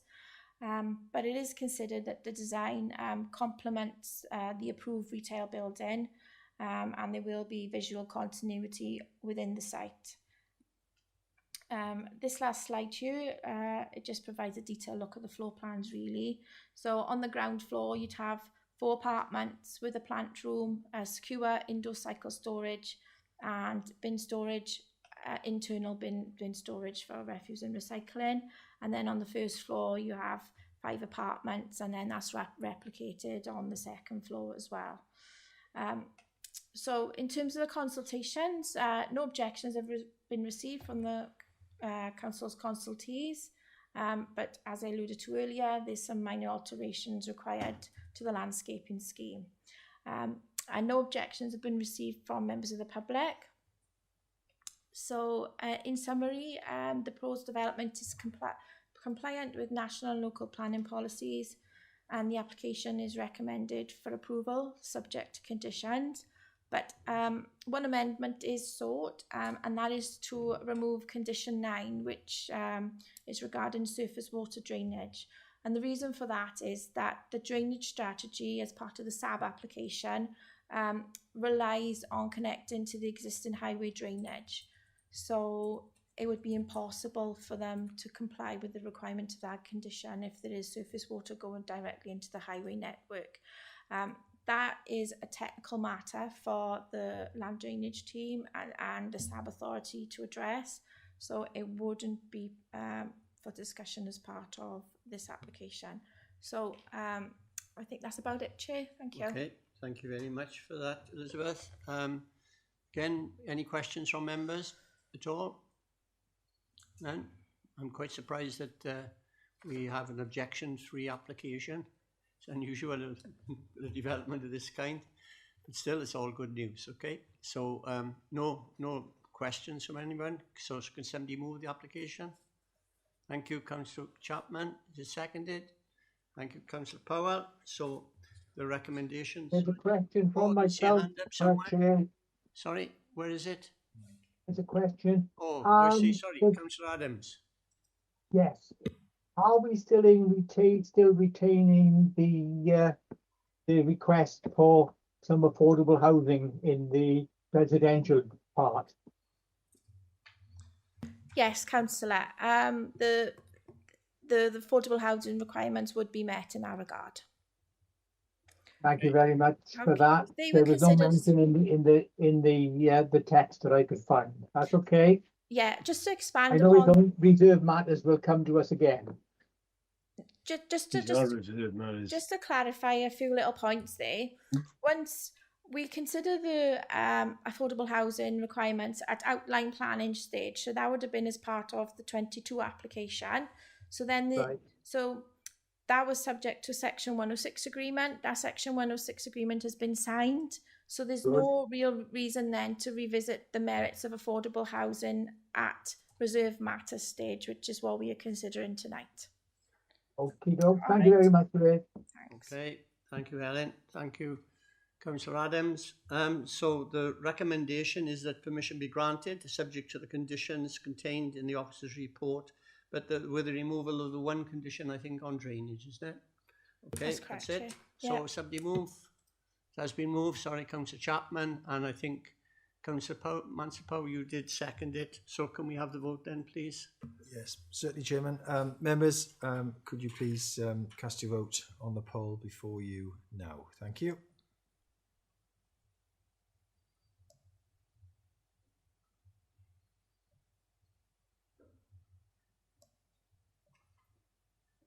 And the application's unanimously approved, Chairman. Thanks. Okay, now we then move on to agenda item 11, which is application number 25/0395. It's a full application for T Penny Wine, Bryn Howard Terrace, Oakdale, Blackwood, and the case officer once again is Elizabeth Rowley. Elizabeth?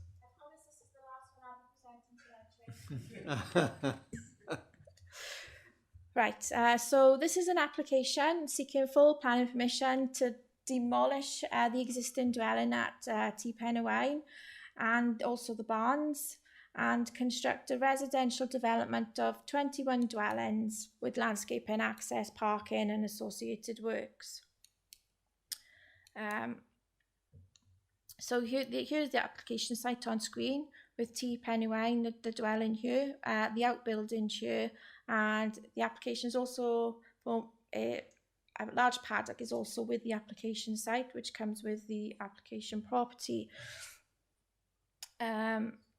So here's an aerial view of the application site. So you've got Oakdale Athletics Track to the west, residential properties along the east here, and residential properties to the south here. There's a public footpath running alongside the rear of these properties and the application site, running in a west-easterly direction to Rooster Dafydd Primary School here. And directly opposite the site, members will recall approving the development at the former New Forge Inn, a 2.5-storey development on the opposite side of the road, which you can see here. So the site is well collected to local amenities, schools, and public transport. So it does support sustainable drainage, sustainable development principles from the outset. So looking at the next few slides here, this just looks at the site and its context. So this is Bryn Howard Road, looking east. So you've got the smithy there on the right-hand side of your screen, which is a residential property. And just on the left-hand side there, you can see the former New Forge site currently under construction. So this is the application property to be demolished. And then here are the associated outbuildings. And this is the paddock area to the rear of the application property. So you've got the residential properties then along the eastern side of the site here on the left-hand side of the screen, and the properties of Priors Gate along the southern boundary with the intervening footpath running in east to west direction. So this is the proposed site layout plan. So in terms of the development itself, it provides an active frontage. So you've got a 2.5-storey apartment block at the front of the site. It incorporates green infrastructure throughout the site and comprises a mix of housing types, which are apartments, 2.5 stories in height, apartments which are 2 stories in height, comprising of separate units, and then you've got 2-storey dwellings, and there's also 2 bungalows on the site proposed as well. So at the front of the site here, 6 flats within the 2.5-storey building is proposed, and then you've got 8 flats then proposed across the 2 smaller apartment block buildings within the site. There's 5 dwelling houses within the site, and then you have 2 bungalows also. So access is off Bryn Howard Road. That reasonably remains the same as existing, and then an internal shade surface spine road will run through the site to prioritise pedestrians. Also, another key area of the site is a communal open space area to the front of the site adjacent to the apartment blocks.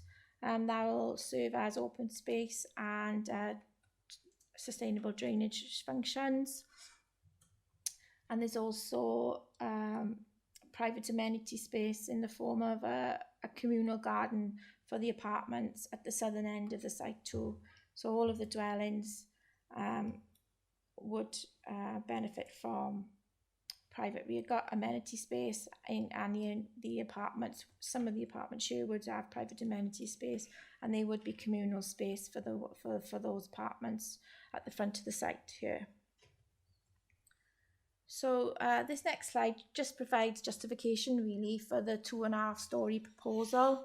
As you can see here, so the starred areas, there is the 2.5-storey building, so the that reflects the scale and height of the approved development on the opposite side of the road on the former New Forge site. And then there's also a dwelling just further down, directly opposite here, that is also of a similar scale. So the remainder of the properties within the site are 2-storey and single-storey if they are immediately adjoining abutting residential properties. So moving on now, these are the elevations for the proposed apartment buildings. On the left-hand side of the screen is the 2.5-storey building, and then on the right-hand side is the 2-storey apartment. And then moving on next, then this is the proposed house types for the 2-storey dwellings within the site, and then we have the proposed bungalows. So all of the dwellings across the site will achieve EPCA ratings, and they'll include air source heat pumps and PV panels, and all the dwellings would exceed the recommended privacy distances required to prevent overlooking. So these next few slides just gives you an overview of how the development would look from Bryn Howard Road with the 2.5-storey apartment block here, and then this is just an internal image running through the site with the shades, pedestrian surface and vehicle access. So in terms of consultations, no objections have been received from the council's consultees. 5 public objections have been received regarding privacy, traffic, flooding, loss of view and property value. Those representations have been addressed on pages 221 to 224 of the report. The development would provide 100% affordable housing, is compliant with national and local planning policies, and subject to completion of the Section 106 agreement to secure the required affordable housing of 25%, because we can't ask for anything more than that, even though it's 100% affordable development proposal. The application is recommended for approval. Okay, thank you, Elizabeth. Any questions from members on this application? I've got one very minor concern. I think it's going to be corrected, but the pavement breaks up, doesn't it, just to the west of the entrance to this site. Is there any proposal to improve anything there? There's no footpath heading west. As soon as it gets to the running track, it disappears. Are there any comments at all from Highways on that? That would be outside of the site, Chair, so they wouldn't be able to extend the footpath any further than what's within the developable area. But Lisa may be able to provide additional commentary on that. Okay, thank you. Right, members, what are your views? The recommendation is for approval. Move recommendation, Chair. Pardon? Sorry? I move the recommendation, Liz. Okay, you move the recommendations. Thank you, Elizabeth. Chair. The recommendation is that the application be deferred to allow for the applicant to enter in a Section 106 obligation to provide the following. That's 25% provision of affordable housing, and on completion of the Section 106 obligation, that planning permission be granted subject to the conditions contained in the officer's report. So there's the recommendations. They've been moved and seconded. So Can we have the voting slip, please, Mr. Tranter? Yes, certainly, Chair. Members, can you please make your vote on the application, please?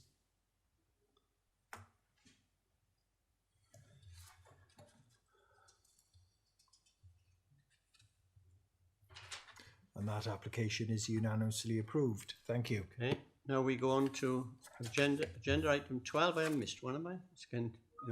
Agenda item 12, which I think we're taking the 2 presentations in one here. Is that correct? No. Yes. It is. Yes. We're taking the 2 presentations in one. So it's the Unit 8 Gatley Retail Park, Pontypandy, Caerphilly. The case officer is Lorna Barrow. Thank you, make a Chair. presentation, please? Yes, agenda item 12 and agenda item 13 both comprise applications to extend the range of goods which can be sold from different retail units within Gallagher Retail Park, Caerphilly. Given their proximity and the similar retail policy considerations associated with each application, we consider it would be beneficial to introduce and discuss both applications first before proceeding to vote separately on the acceptability of each proposal. So agenda item 12 relates to application 250397 NCC. The application site is Unit 8, which is located within the southwestern side of Gallagher Retail Park, Caerphilly. The unit was previously occupied by Carpetright, but is currently vacant. The application is to vary condition 6 of the extant permission for the site. Condition 6 controls the range of goods which can be sold from the unit and was previously restricted to a limited range of comparison goods. The proposed variation of condition will allow the unit to sell convenience goods and up to 160 square metres of ancillary comparison goods. The proposal is to enable the site's occupation by Iceland Food Warehouse. The applicant has indicated that Iceland will also retain their existing store within Caerphilly Town Centre. This slide just shows the location of the development. I don't know if you can see my cursor, but it's just down here, Unit 8. And there is a large surface level car park located at the front of the unit.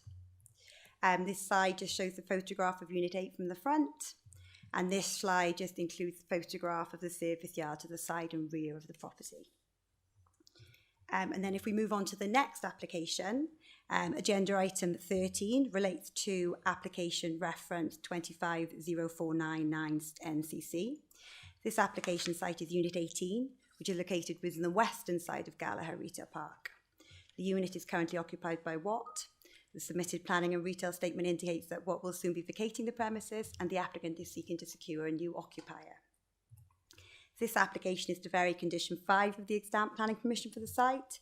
Condition 5 again limits the range of goods which can be sold from the unit. The proposed variation of condition will allow up to 80% of the net sales floor space to be used for the sale of convenience goods and up to 20% to be used for the sale of comparison goods.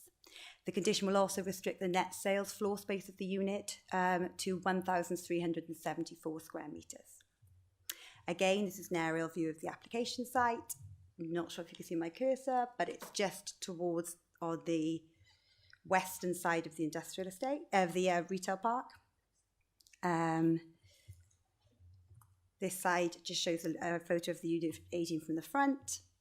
This side shows a photograph of Unit 18 looking eastwards and taken from the front of Pure Gym. And the final slide just shows the photograph of the rear service yard. In terms of retail policy considerations, both Unit 8 and Unit 18 are located within Gallagher Retail Park. Gallagher Retail Park is located outside of the principal town centre boundaries. National planning policy operates a town centre first policy, and new applications should demonstrate that there are no available and suitable sites located within or closer to the town centre boundary. The submission for both applications included a retail statement. Each retail statement included a sequential assessment, the findings of which I've summarised in the committee reports. Officers are satisfied that each applicant has suitably addressed the sequential test. In retail planning policy terms, the applicant should also consider whether there is sufficient expenditure available within the local area to support their proposed development. As before, both applicants have considered this test of need within their respective retail statements. When considered in isolation, each report identifies that indicates that there is sufficient expenditure available within the local area to support each individual development. Each report also indicates that the proposals will improve consumer choice at an accessible location. Officers accept these findings as reasonable. Finally, each applicant has submitted a proportional assessment of retail impact. In each circumstance, the reports indicate that the proposal is unlikely to have a significant adverse impact on the vitality and viability of Caerphilly town centres. Again, officers consider these conclusions to be reasonable. Given the proximity of each unit, it is also necessary to consider the cumulative impact of both proposals. Whilst there is not assessed to be sufficient available expenditure to fully support both proposals at 2030, officers have considered the expenditure shortfall in the context of the expected impact on Caerphilly town centre and the economic benefits of each application. In this regard, it is not considered that allowing both proposals would have a significant adverse impact on the vitality and viability of Caerphilly Town Centre. Both applications are therefore assessed by officers to satisfy the necessary retail policy tests. Both proposals are also considered to be acceptable in amenity and highway safety terms. For the reasons stated, it's the recommendation of officers that both applications be approved. Thank you very much, Lorna. We'll look at the first one first. Are there questions? Anything on the first part of this presentation? No? Then we, sorry? Oh, sorry, is it? Oh, yeah, okay, sorry. John Taylor, I beg your pardon, John, I didn't see your name come up on the list. Thank you, Chair. It's just a small matter. Could you explain what comparison goods means? Yes, of course. I'm a bit unclear. So convenience goods are goods which are distributed more frequently, such as petrol, newspapers and grocery items, most grocery items. Comparison goods tend to be goods that consumers buy in frequent intervals and would compare prices before. Fridges, TVs, those kind of things, clothing. So yeah, that is the difference. Okay, thank you. Okay, and now Councillor James Fussell. Thank you, Chair.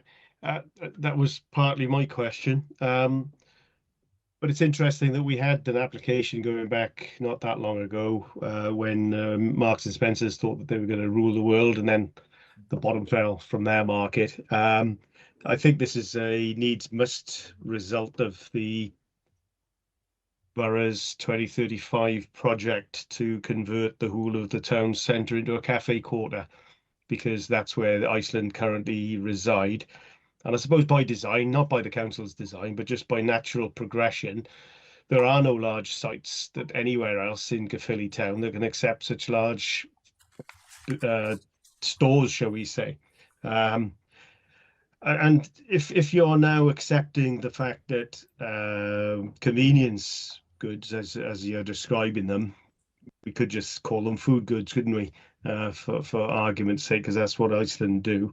Then I suppose this is the only opportunity for growth, because those units are there, they're substantial, they've got proven history in terms of usage, but for other purposes. So I could understand that. There was another question, or there was a question I had in relation to the positioning, but I haven't read the full report to see whether or why they're applying for both applications. Obviously, if they take over Carpet, right, that's an empty unit all its own right. What is going to have to vacate? So are they just hedging their bets and only going to go with one? I mean, there must have been conversations with the officers on that.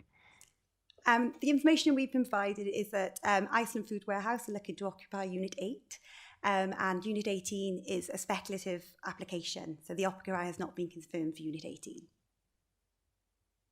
Okay, so they're playing the market and creating a new dynamic for the Gallagher Retail Park. Okay, thank you for that. Thank you, Councillor Fussell. Councillor Liz Aldworth. Yes, thank you, Chair. Laura, did you not mention that Iceland are going to remain within the town centre? Could you confirm, please? Yes, so the retail statement submitted by Iceland says the format of the furniture warehouse stores differs from the traditional high street Iceland stores in that they are larger. This enables a wider range of products to be offered. The furniture warehouse are considered to provide a different offer to traditional Iceland stores, and they as they state that the two can trade within the same area. They say it's their intention in Caerphilly, where Iceland is recently to stay in Caerphilly, and they've recently renewed their lease on its Cardiff Road store in the town centre. The store at Cardiff Gallagher Retail Park will therefore be in addition to the current outlet. Okay, thank you, Lorna. Any further queries or questions? None. So we'll take this as two separate votes, Mr. Trant, isn't it? Yeah, that's right. So we call it agenda item 12, and we'll take a vote on that. The recommendation is that permission be granted subject to the conditions contained in the officer's report. Is that moved? It's been moved. Thank you, Councillor Angel. Can I have a seconder? Thank you, Councillor Chapman. So it's been moved and seconded, and no amendments on that. So can we have the voting slip then? Yeah. Thank you, Chair. Members, you voted on Unit 8 First up, please.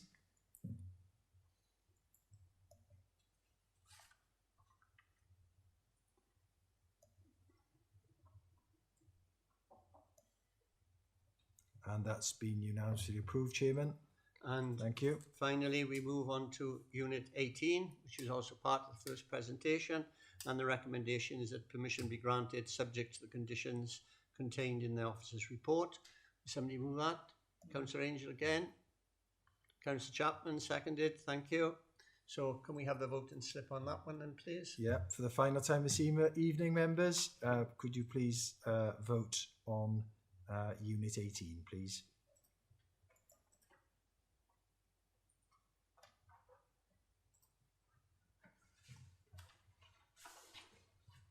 Someone hasn't voted.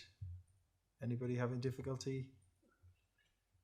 Has everybody? Yeah, I was having. Yeah, there we I are. was having difficulty. Thank you very much. So that's been unanimously approved, Chairman. So does Thank that you. mean that every vote tonight has been unanimously approved? Every vote tonight, this evening has been unanimously approved. That's Chairman. amazing. Well, thank you, Just members. what long for your agendas do for you. Yeah, thank you all for your attendance tonight. It's much appreciated for the way in which you conducted yourselves through these reports. It's been a long meeting, but a lot shorter than we expected. Yes, so thank you very much. And